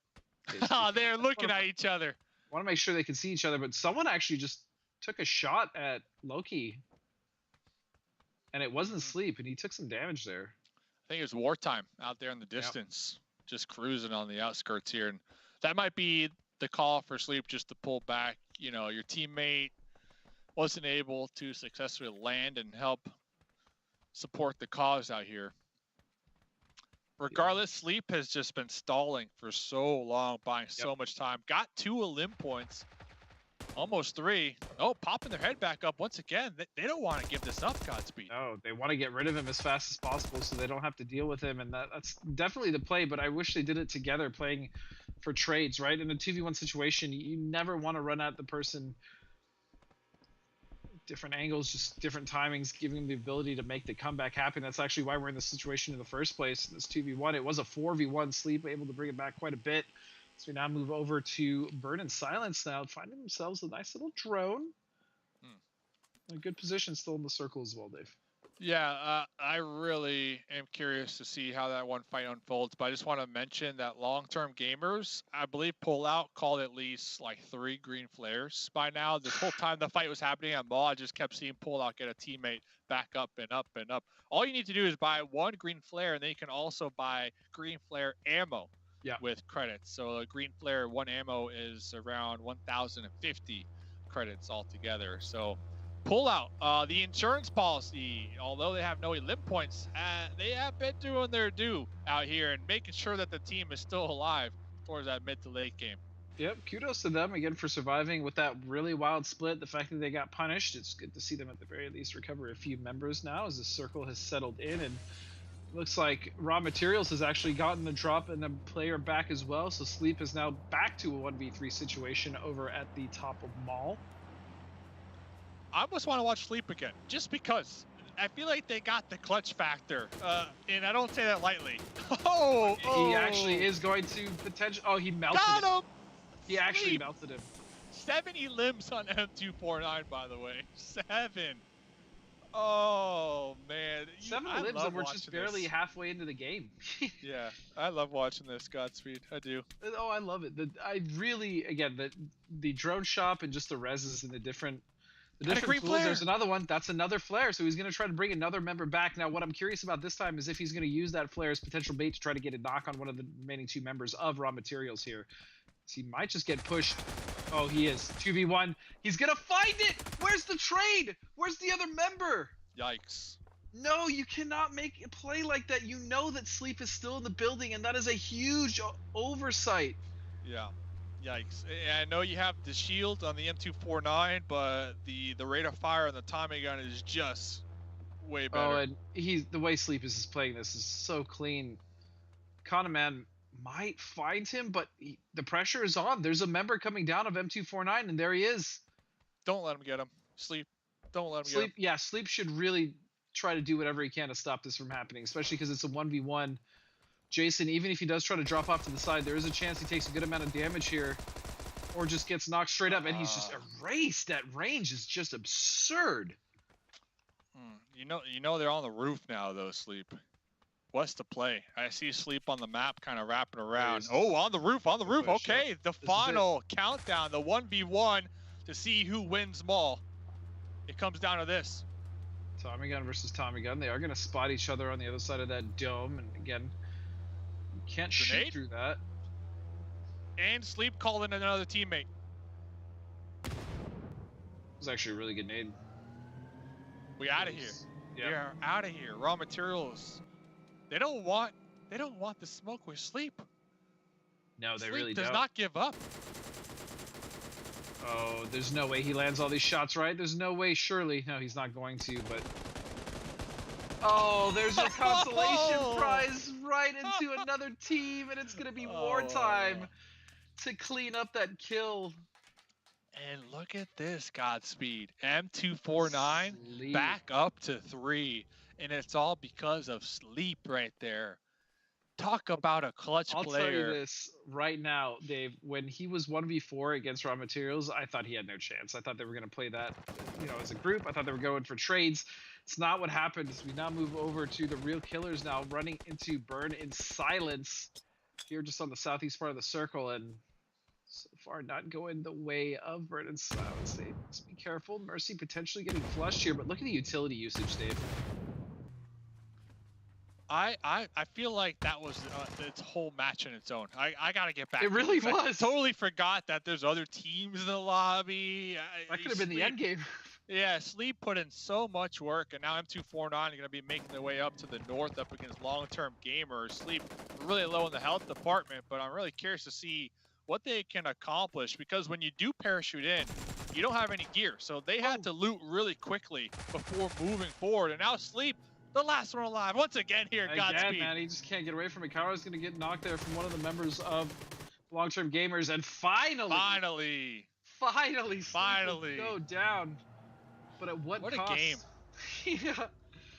2 members left for Burn in Silence, 1 member left for Long-Term Gamers now, as it's just going to be pull out this nice little metal shack now.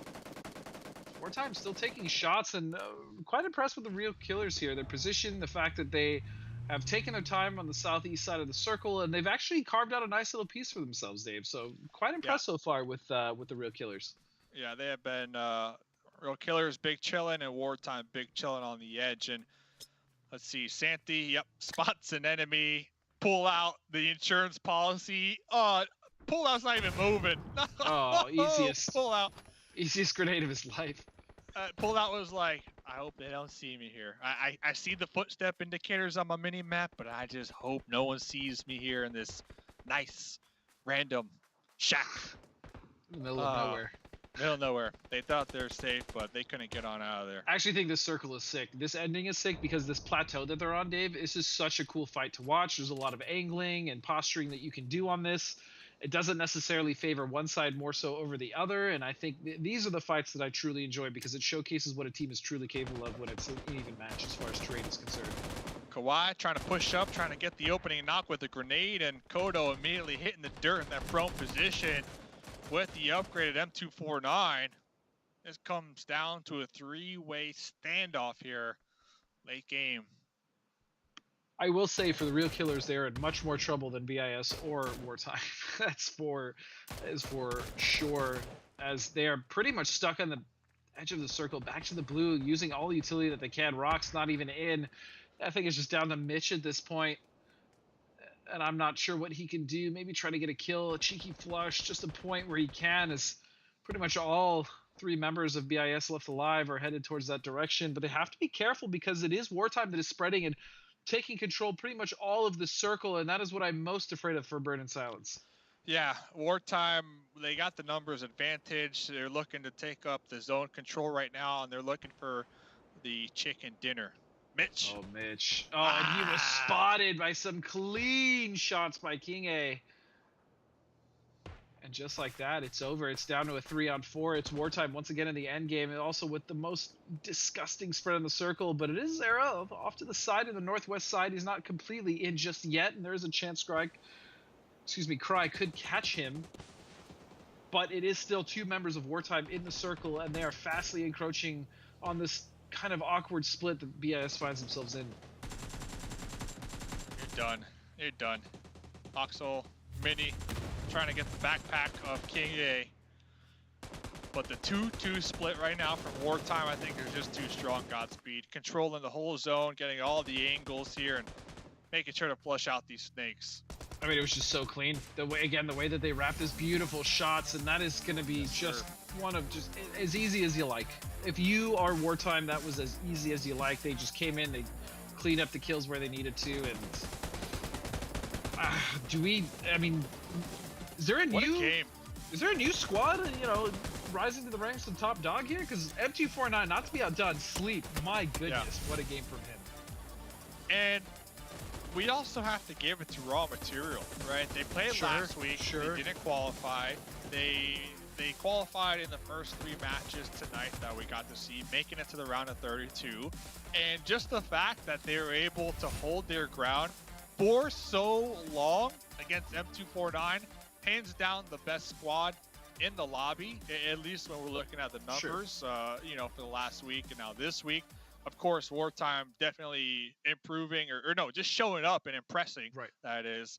But Raw Material, they held their ground. They did. And what they can take away from that game is the experience and the knowledge on what to correct, right? You pointed out multiple times they had the numbers advantage, but they didn't use it at all. And Sleep took full advantage of it that whole game. Yeah, he really did. And that's something that they're going to look back on. And sure, it's going to be a little frustrating to watch that. But at the same time, they're not going to learn if they don't make those mistakes in the first place. Go back, watch and be like, oh man, yeah, this is really easy fix. Because that's really all that was. That was a very simple fix for Raw Materials. They just have to go back and be like, all right, when we're in a man advantage like that, whether it's 4-on-1, 4-on-2, 3-on-1, whatever the case, play for trades, play together at the very least, and make it work that way. And so, yeah, it was kind of a rough lesson, but it was a lesson I hope learned nonetheless. That was 1000% though Sleep's game. That was Sleep's game. That was Sleep's game. What a game, ladies and gentlemen. We're gonna send to a quick break. When we come back, Toffees and Can.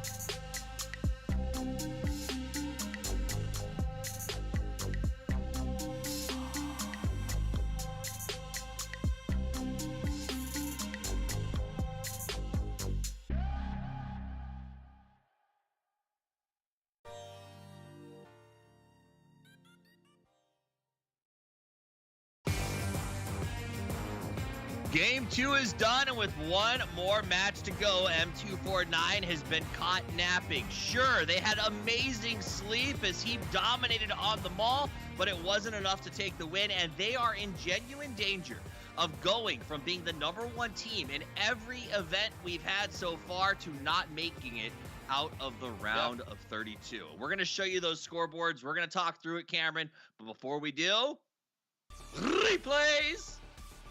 Like, God, I wish I could roll my R's. But yeah, so this is the beginning of a very, very dramatic engagement here, M249. They cleaned up Boohost Gaming. And then there was a couple other fights. Yeah. Boof has this. Boo-hoo Gaming, I'm just saying. Yeah, happy you could get that one in. Skip at this fight, whatever. No, like this is whatever. It's the fight at Mall that I think everyone's going to be interested in with M249 versus Raw Materials, because once Sleep got put in that 1v4 situation, really should have been all over for him. But Raw Materials, yeah, they went blow for blow against one individual. I genuinely think that they misplayed this whole situation, and once it got down to a 1 versus 2, this situation here, they should have just left, especially once phase 4 pulled away from them. They made the decision to stick around, and sure, they were able to get a couple of kills on these parachuting players coming on in, but Sleep, honestly, you can't, like, he did a good job doing what he could do as a solo player here. It really was wartime. You're just keeping on with that. I like it. It really was wartime, though, that set themselves up to win this entire game. They actually came from the west of Mall. They heard that engagement going down, but they rotated with the circle, with the zone, and decided to go for a play of control rather than one of necessarily just like trying to get involved and third partying. You're absolutely right. The amount of kills they got off of parachutes is a story for another day, because that was freaking hilarious. But the end of the game, it really did come down to sort of how the match wrapped up. M249, despite a noble effort, was unable to pull out the win. And in fact, it was Wartime, who I think we could probably argue, Cameron, at this point, is the true raid boss. Is 39 freaking points, and M249 barely in it. Yeah, not just that. They got 21 points off of their second match, 18 points off of the first Wartime. Like, they are putting up some amazing numbers. The real killers are pretty far behind because they had that good first game, but that second game was only 7 points. So I think looking at the distribution right now, potentially either real killers or Burning Silence can get jumped over, but it really is going to be between M249, Raw Materials, really between the two of them on who's going to be that fourth spot.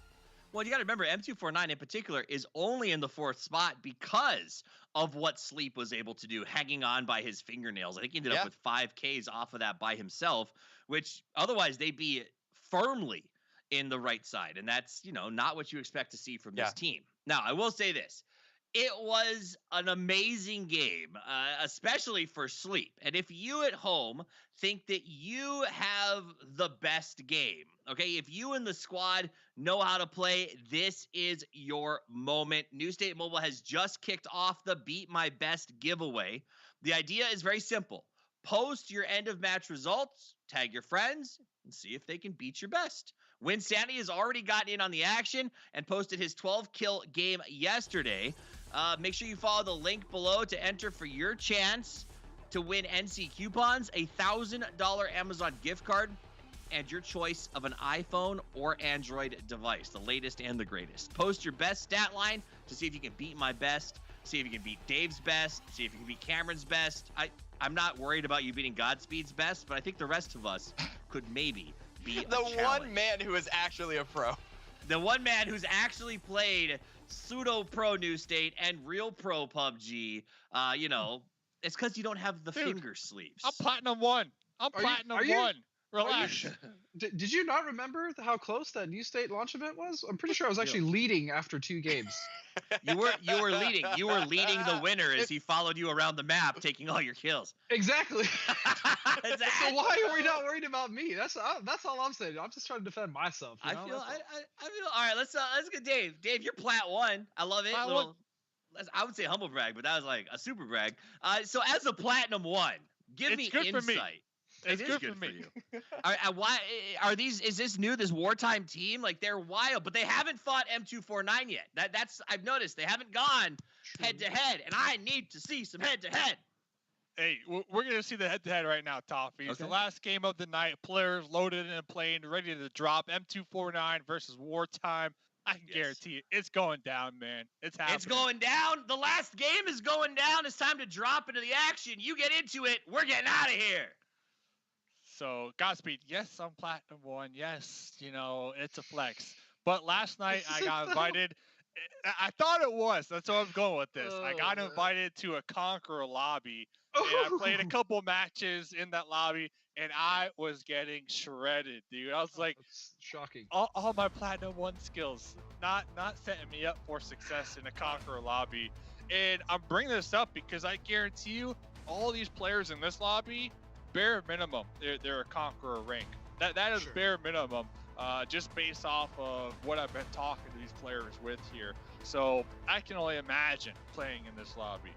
And you know what? Let's say there's some players in here that aren't Conqueror, right? Or they aren't that high of a rank. They're going to learn very quickly in this environment. I've always been someone who's believed that in order to get the best amount of practice or to be able to be prepared is just playing matches, playing actual tournament matches, regardless of what game it is, right? Or what sport it is. Practice can only take you so far. You're really only going to get the experience once you're in the game. You're actually playing against the other players and real teams and who are not just scrimming, right? And I feel like this, again, even if you're not the greatest player or you're still working on mechanics or ranking up, this is going to be a phenomenal wealth of experience for a lot of these players. And talking about wealth, Vermont, the most stacked town. One of the wealthiest, yeah. One of the wealthiest here, and it looks like what Hunt You is going to be trying to contest here. Raw Material, and this is a pretty big fight because Raw Material, we saw last game, they were able to defend, hold it down for a long time, but Raw Material, they're looking to qualify here, so I don't think they want to get taken out early this game. No, they absolutely do not want to go out early this game, especially to why I believe it's What Haunts You, right? That they're currently fighting right now. Yeah, so nothing to lose. Yeah, this is not that there's anything wrong with going down to What Haunts You, but yeah, this is one of the teams that really has nothing to lose. RM pretty much has everything to lose at this point as we move back over to Buhos, and this team has 1 point right now, Dave. A single point after multiple games. That's really rough. More points than you have, though. I can't say that. That's true. I don't have any points in this game. No points. Oh, really? Just piling on me. That's fine. That's fine. No comment. That's fine. Moving over here. Yeah, only 2 members left. Buhos is about to go out with even without even getting another point here in this building, and I really wonder what these guys can do at this point. They are going to find a knock here, maybe a flush, maybe another point, maybe something. As it's just down to 1 member now. It's just Nightmare. What can he do? Running around the edge of the building. He knows he's trapped, cornered. He's trying to vault in and out, doing whatever he can. But, I mean, as long as RM plays for trades, which is the biggest issue that we had with him last game, is we saw Sleep do a good amount of work against them. They have all the time in the world to recover, but they do need to be careful. Buhos is in there. Nightmare with a shotgun. Yeah. As there is a separate team now coming to investigate what's going on with this fight, Dave. Yeah, we'll hunt you. And that was my question I was about to pose here, is that Nightmare is definitely catching the attention of Raw Material, definitely holding it down. Raw Material right there, kind of tunnel visioning, in my opinion. And now what hunts you, taking advantage of it, trying to get the wraparound here in the pinch.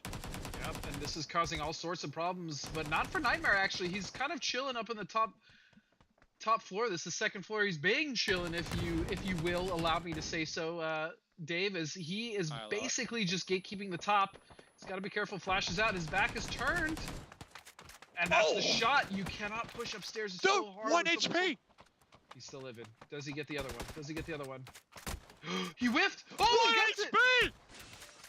There's no way. There's no way that this is happening. This is RM last game all over again, 1 by 1, going up the stairs into a shotgun. Oh, thank goodness. I'm gonna find it, but the damage has been done. RM is now out at 19 points, and it is very, very difficult to imagine a world where M249 fan club doesn't get a single kill. Not only that, but you have a team like Long-Term Gamers who potentially could come in and just get a nice little 10, whether it's 10 points and a combination of kill points, whether it's placement points. You also have a duo still of what haunts you could potentially just get 2 more points, or excuse me, another 10 points, and they could qualify. And so now it's just, I don't know. I don't think Raw Material did enough. I think they're not going to qualify again. First time we're seeing the Wave Runner, or Wave Rider, that is, be utilized here. And yeah, to your point with Raw Material, I don't. I give them more of a chance, but they're tied with M249. With M249, yeah. And that is a team that you can expect that they are going to get some points this game. Like, even talk about consistency. Yeah, you talk about consistency. And Raw Material, first 3 games, they were popping off. It was them and Burn and Silence. They qualified here. Last game, holding their ground up against Sleet from M249. With so much on the line, though, you have to think bigger picture, right? Yeah. If I'm Raw Material, the goal here for me would have been avoid early fight, avoid that kind of RNG, I guess you can say, and try to survive. And we saw the mini-map. They saw Vermont. They saw the parachutes. They didn't have to land there. They could have pulled off and went to the coastline, played it nice and slow. But they decided to take the riskier route, which has been paying off in their favor here tonight. But then they got tunnel vision on that solo there and allowed what haunts you to really get the upper hand on them. That's the biggest issue, is the fact that sure, they could have scouted, yes, maybe even if they do commit to Vermont. The problem is they got tunnel vision. They could have backed out, Dave. That's just really what it comes down to. They could have backed out. They didn't. They got caught in another team coming in, which was what haunts you, and because of that, they pretty much risked their tournament life, right? Like, they're just spectators now, and they have to pray.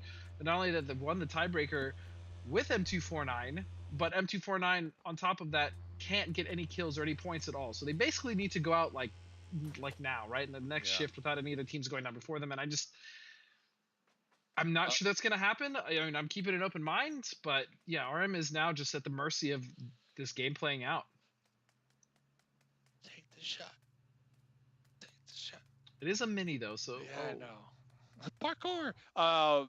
So back to Raw Material. They do still have next week though. You have the Influencer Day that they can qualify through, and then another opens. And they're a solid team. Yeah, they're a solid team. I hope they show up if they don't qualify here tonight, because they have been improving every single week, and that's what you like to see. You know, that's what you like to see. So congrats, shout out to them regardless for making it here. And getting into the zone, Graveyard right there on the tip. Looks like we are going to have long-term gamers once again. The only team who has really been every single match, these long splits, 2-2, 3-1. Last game it worked though. Pullout was able to get the team members back up at least 3 times, I counted. So they have been a team fully utilizing these green flares. Thing is, they are going to be down there, I believe, on the overall leaderboards looking for a huge come-up game here to qualify. These splits to me are just so wild. Honestly, so wild from long-term gaming. They have no qualms at all, just pretty much isolating one duo at a time with these splits. But I mean, so far it hasn't really come back to bite them. I'm not sure how much of a favor it is doing them though, especially when they need to rotate or kind of move as a unit. But I mean, they're going to continue to do it, and so I guess if it's not broke, don't fix it. But I do feel like it is causing them kind of bigger issues overarching as far as the macro of their team is concerned. Yeah, it hasn't bit them too hard, but it also hasn't helped them that Yeah. much, right? Like when you look at the overall leaderboards here. So at one point you got to be like, what are we doing? What's actually happening with these 2-2 splits or whatnot? Is it working for our points? So yeah, talk about working. M249 doing a little scouting action right there. Going to be recognizing that burn and silence are indeed in those compounds. Going to be pulling back here once again. Now, these flower fields, I can't speak for the level of competition in this lobby. Like I mentioned, probably all conquerors. But these fields, one of my favorite spots if you have a vehicle and you have a sniper rifle. I just go right in the middle, and if you get shot, you can easily prone, and you can disappear in these flower fields. Or you can just put a deployable cover as well, you know, a little barricade, Oh, anything. build a fort. Yep, ton of options. I really like that as well when you have terrain that is, it's kind of designed to be like that, right? Like it's difficult to see, and it is in the wide open, but it also adds an element of cover nonetheless. And then seeing teams or players just kind of utilize that is always neat, as I could definitely see you, you know, belly on the ground trying to. Yeah, me. Yeah, I guarantee you. I guarantee you. In this lobby, I guarantee you I could disappear in those fields. Now, will I win? Will I get elim points? Probably not. Who knows? But I could guarantee I could disappear, and these pro players won't find me. I really want to see that now, actually. Hey, I hope we I do enter the guarantee it. field so we can see one of the players prone and demonstrate that. But I mean, yeah, this has been pretty much all the teams setting up fairly action-packed in the beginning. Now that we've slowed down towards the mid-game, all these teams are fighting their way into the circle, and most importantly, all these teams have found their way already into the circle and have a decent spot to play. So pressure not necessarily out there. Even the wild split that you have from long-term gamers is going to go unpunished, and they actually should be able to consolidate fairly easily here as we look over to the team here of what actually wartime. This is wartime, yeah, of course. How could I forget? Yes, sir. Kawhi Playing now it nice looking and in, slow. scouting. Yes, and this is what I love. Even though they are on the south side of the circle with a team in front of them, multiple teams in front of them, I mean, they've just shown that they are not afraid. First of all, they're not afraid to rotate into another team, but the way that they rotate into these other teams, the way they surround them is just so impressive. Yeah, I think wartime, looking at them in particular, they started their first game really strong, really hot, got a bunch of elim points. Game 2, they slowed it down a little bit. They were still active throughout the whole game, racking up these elim points, but then securing the win. That was huge. And now, as we are in the final match of the evening, they're probably going to play it real slow, probably looking for another high placement game, maybe even another win. There's no reason for them to be ultra aggressive this game and throw, because right now they have their eyes on making it to that next round, and they already acquired a bunch of points that should secure them. So now they're just looking to maintain. It doesn't look like it's going to be very difficult for them to maintain either, just considering how consistent they've been. Circle is going to close again. This one is going to be pretty standard issue, right? Nothing really out of the ordinary here, just teams just jockeying for position, again, scouting, setting up for the next circle, being as proactive as possible. And realistically, the only team that really needs to kind of be super proactive as far as if this circle shifts off of south and goes north is going to be wartime, which we are watching now, but it's probably the team in the lobby that I'm worried about the least, and so they'll find their way. It's really what's going to happen in the center of the circle, especially with that shift. That actually changes so much, Dave. The new update on March 17th, dynamic circles, dynamic play zones in extreme mode. It was promised. It has been delivering here tonight, Godspeed. This next circle, it opens up a lot. I love it, man. I love it. And all these teams immediately popping in their vehicles, all of them making their approach from that west side. And remember, I told you about these coastlines. There's a nice buffer between the water and where you can drive. And then there's hills, ridges on the opposite end. And it looks like wartime are going to be utilizing that knowledge and possibly even gatekeeping M249 are looking to use the same coastline to rotate. And I also find it interesting that two of our strongest teams in the lobby are utilizing that exact rotation that you're talking about, Dave, which happens to be those coastline rotations where there is plenty of room for vehicles to kind of skirt on by, and then once you have that rotation complete, you can turn around and either gatekeep someone behind you, or you can move forward. And so it's exactly what Wartime is going to do. They're going to find Kairos. Shots are going to come out, and that's going to be a knock. First member down. Steve, you wanted to see it. Here it is. It's going to be Wartime versus M249 Fan Club. And so far, first blood has gone to Wartime. Yes, sir. Toffees did ask for this fight in particular, M249 versus Wartime, and it looks like we are getting it here. As Sleep with the tap DP out here, going to be connecting some shots, but looks like Wartime are going to be holding strong here with their 4. The problem, though, for M249 now becomes is what is their play? Do they try to rotate straight in? They're obviously going to rotate right into the team of Wartime. And so if they try to rotate and wrap a little bit more towards the west, guess what? There's 2 teams on that side. And so realistically, M249 Fan Club is going to have to fight their way in. There's just no avoiding it. There's other factors at play, There's another though, team as driving well. right towards them right Yeah. now. Burn from and behind. Silence. Oh, that's going to be long-term gamers. So long-term gamer is going to be pulling up next to M249. Burn and Silence pulling up next to Wartime. So that might be the window needed for M249 to reposition. Might be the window indeed, but even still, they'd have to do quite the wide wrap, and the only safe entry point into the circle is going to be probably northeast, and that's so far from where they currently are, and I'm pretty sure the vehicles have taken damage as well.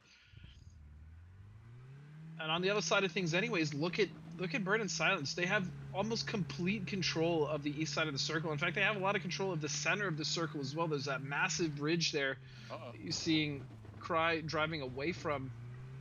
They can play this entire top side with pretty much no contention, and their split is also good because they can still cover each other. Meanwhile, on the southwest side, you do have M249 Fan Club finally making it in right next to Wartime. And this Kodo is going to doesn't be know. for all the marbles. As far as these two teams are concerned, the fight is about to pop off. In fact, it has popped off, and now a bad spot for Kodo. Kodo looking on the shorelines, allowing M249 to somewhat sneak past them. About 57 health here. Wait a Scar in hand, Viper sight. That's What do you see? That's 2 members knocked from Wartime. That was a grenade and a self-knock. I didn't see what happened, but only 1 member It's just Kodo. Just Kodo. And they smoked Kodo to try to block these sight And lines. they droned. Dropping something down. Kodo's in a world of trouble right now. What can he make happen here? Ah, I got the flare. The green Even have flare. time to go get the flare. Yep, and he's stuck behind that rock. I mean, utility's coming out, lethal or not. It's gonna be a nade heading his way. I think so many members are looking at Kodo right now as well, Dave. This is a difficult situation to be in. Let's put it that way. The real killers, though, coming up from behind with the backstab on M249 might be a blessing for Kodo. Now, it does look like M249 were able to call in a teammate with that green flare. The real killers, also one of these teams at the top here. Godspeed, looking to qualify, looking to maintain, looking to make it to that next round. Currently in 3rd place. As you can see, raw materials is out completely as we now move back over. Oh no, smack a lot. He's got to be careful here. He's going for the spray. No, he's not going to get it. That's long-term gamers out as well. Smack a lot with the clutch pickup. Teamwork makes the dream work, and we'll hunt you. Gonna be up here in the north, holding that down. Kairos down. Kodo is going to find Sleep and Kitty-Cat. Kodo is still alive. What? That's insane. In fact, M249 is M249 out. are gone. Yes, And he's they still are alive. gone. Steve, does that answer your question? That wasn't really a fair Wow. fight. To be fair to M249, they got backstabbed. But it's still Wartime. Comes out on top. 2 kills there at the end for Kodo.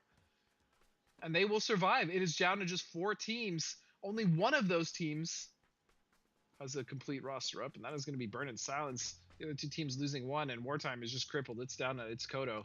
Yeah, But that's not a bad number to have up. I was gonna say, if you're Kodo, I think just try to wrap around and avoid the fight with BIS. You might as well.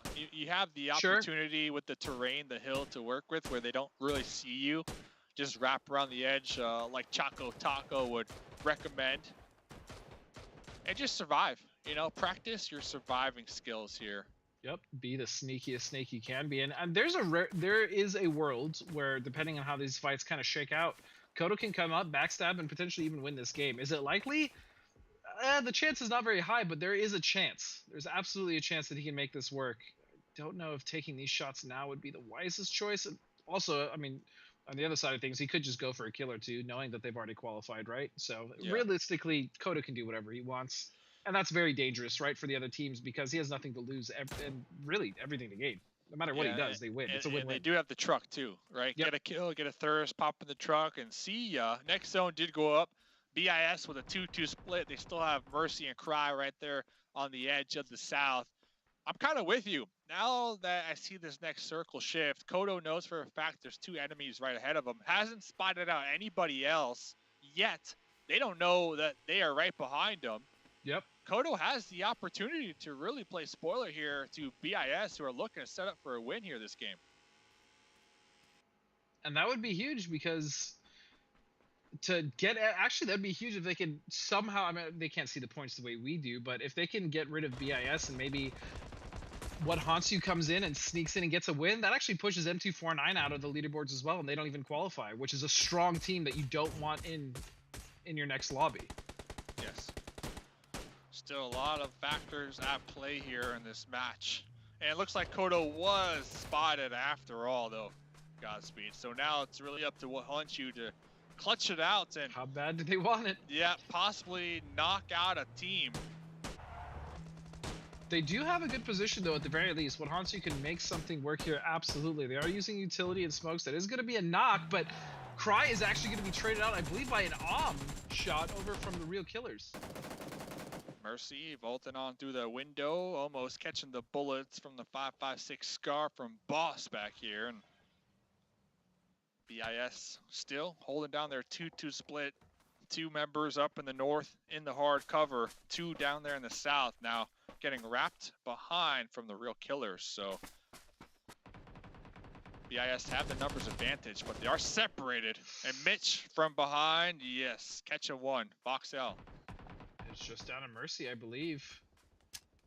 Or no. No, it's not. 1 member lost. It's down to 2 members of Burn and Silence now, as the Real Killers starting to get their approach. Mitch looking for the kill in the smoke, or looking for something in the smoke, as he gets a little bit of lost. Blue is coming in. And Boss is trying to get some heals here. Level 1 helmet, as you can see, is absolutely trashed. So 1 or 2 shots should put him down if they do land on the head. And still Mercy trying to hold this shack, and this is pretty much everything here. If Boss can get up to the building, can cause a lot of trouble there for BIS, but they're holding their life as well as they possibly can. And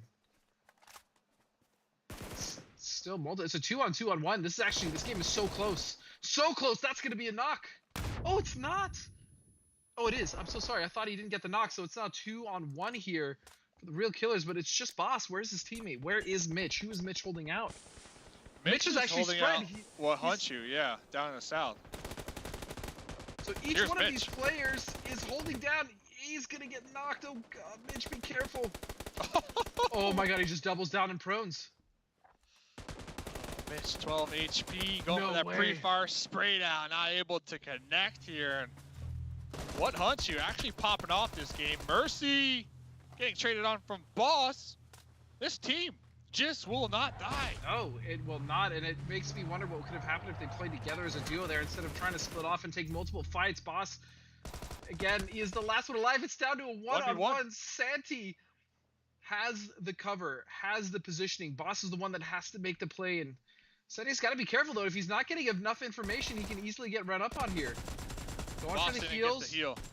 No, he didn't have time to. Oh, and that last shot is going to do it. Burn in Silence is going to punch their ticket, absolutely. And what a game from them. What a game from Santi. Well played. Good for Burn in Silence. Good for them. They played last week, did not qualify. They made it pretty far, though. Godspeed, they made it pretty far. We started the evening. We were watching Burn in Silence. We were watching Raw Material.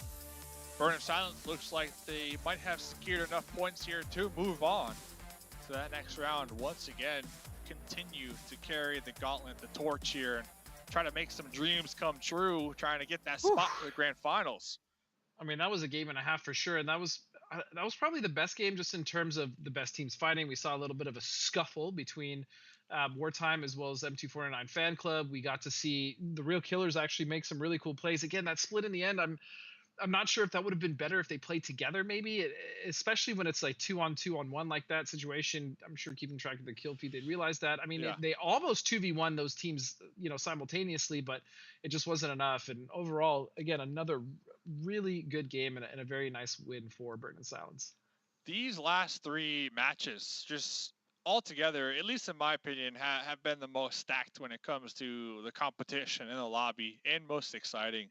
As the nights progress, it is to be expected. But let's bring in Cameron and Toffees. Let's see, what do they got to say about that last game? Toffees, we did get to see Wartime and M249. Mm-hmm. So, I wonder, and you've watched them play before, Mustache Dave. Let me ask you this about Wartime. Does it feel at all like they're dipping their toes in the water? They're feeling out the lobby, like they're taking some fights that maybe I wouldn't say like this 2-2 is the way to go, but they're sort of testing how far can they push the teams in this event because they want to go the distance. You need to know that, or do you think they're just kind of playing wild and out because it's a fun night?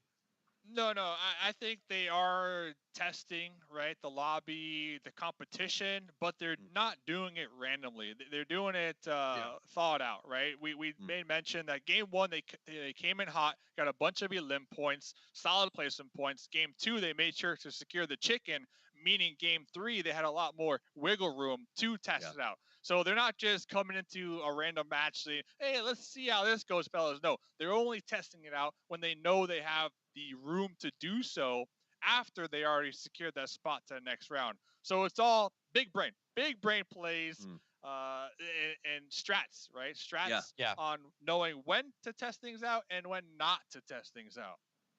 Which is smart, Cam. I think that this is one of those things where like the meta's not established. Nobody really knows what's going on. There's a lot of teams who, literally, I am relatively certain we were talking about it. I think Buhos isn't even using comms. I think they're just playing like 4 friends, having a good time. Maybe not, but like I think there are teams out there that are literally, but like there's teams out there that are just crews and they're having a good time. And I do think you have to kind of fill that out as this is the time to do it, right, in the round of 64. Yeah, exactly. And I think Wartime, M249 still, even though they just barely qualified this time around, they still showed the strength of that roster. It is only 3 games. So, we shouldn't be too shocked, or at least hold it against them too much that they're not dominating every single series in these smaller run events, right? But Wartime still look like they are a little more methodical of an approach in a lot of these games. Maybe that's because M249 Fan Club already qualified for the grand final potentially, but I still think that Wartime, this might be a rivalry that develops up through the grand finals of this first phase. I do want to give a big shout out though to What Haunts You though, because they were only 3 points behind from qualifying. I think they only had 4 points total going into this final game. Like they had such a solid run. Again though, only 3 games. It's really hard to make it work if you have 1, much less 2 bad games. I just want to give a shout out to them because they almost made it work. Much deserved. Let's take a look at the standings at the end of the round of 32. Wartime advances to the next round with a whopping 48 points. Burn and Silence, 10 behind that, gets themselves 37, and will also advance. The Real Killers get 36 and pass, and M249 Fan Club, by the skin of their teeth, the fingernails that they have are definitely gone at this point, because I think while Sleep battled to keep them in this, the rest of his team maybe even ate their fingers, and they barely survived this one. So congratulations to those 4 teams. Raw Material, What Haunts You? Like, you're right, Cameron. I want to encourage them, if they're watching this, like, keep coming out, because Raw Material has been getting better and better and better. And when I joke about Buhos and communications or teams that are just squads, like, the reality is that's fine. This is the beginning of a new esport. This is the beginning of a pro scene. You said it, Dave. These people are probably platinum ranks or at least up there, at your level or somewhat, and you have to play to get better. I mean, Godspeed. You played pro. How important is training in pro level lobbies versus thousands of hours grinding the casual? I assume there's a difference there. There is a difference. Both are valuable as well. When you're grinding casual, you're basically grinding your mechanics, right? Like your movement, your aim, like raw mechanical against the top teams and pro level lobbies. You're essentially getting the experience you need in order to navigate those lobbies, to play around those teams, understand what high level plays those teams are making, understand what you can do to counter those plays, what your options are, and so on and so forth. And so there's absolutely value to both. One is just, again, training mostly mechanical skill, and the other one is training your brain, your call outs, playing around the teams and such things of that nature, sir. I hope that's the answer you were looking for. It is. Calling me sir makes me feel uncomfortably old. You've called me sir and he's called me dad. So far we're really crushing it today. No, I did not call you dad. I said you were a dad. There is a key distinct difference. I do not want our relationship to be misconstrued. I'm a great dad. I'm just going to say. Yes. People who call me daddy love me. All right, guys. It has been an awesome day of play. That is the round of 32. Tomorrow, the teams all move on as we get to the round of 16. 2 lobbies and 16 teams battling for absolute dominance. Who will win? Will M249 win yet another week? Will the newcomers of wartime prove to be the true endgame boss? I can't wait to find out. Thank you so much for hanging out with us. Make sure you're here at the same place at the same time for day 2 of the New State Mobile Mashup Open. From myself, from Cameron, Godspeed, Mustache Dave, the entire production team, and KRAFTON, thank you so much for spending your evening with us. And until we see you tomorrow, play more New State.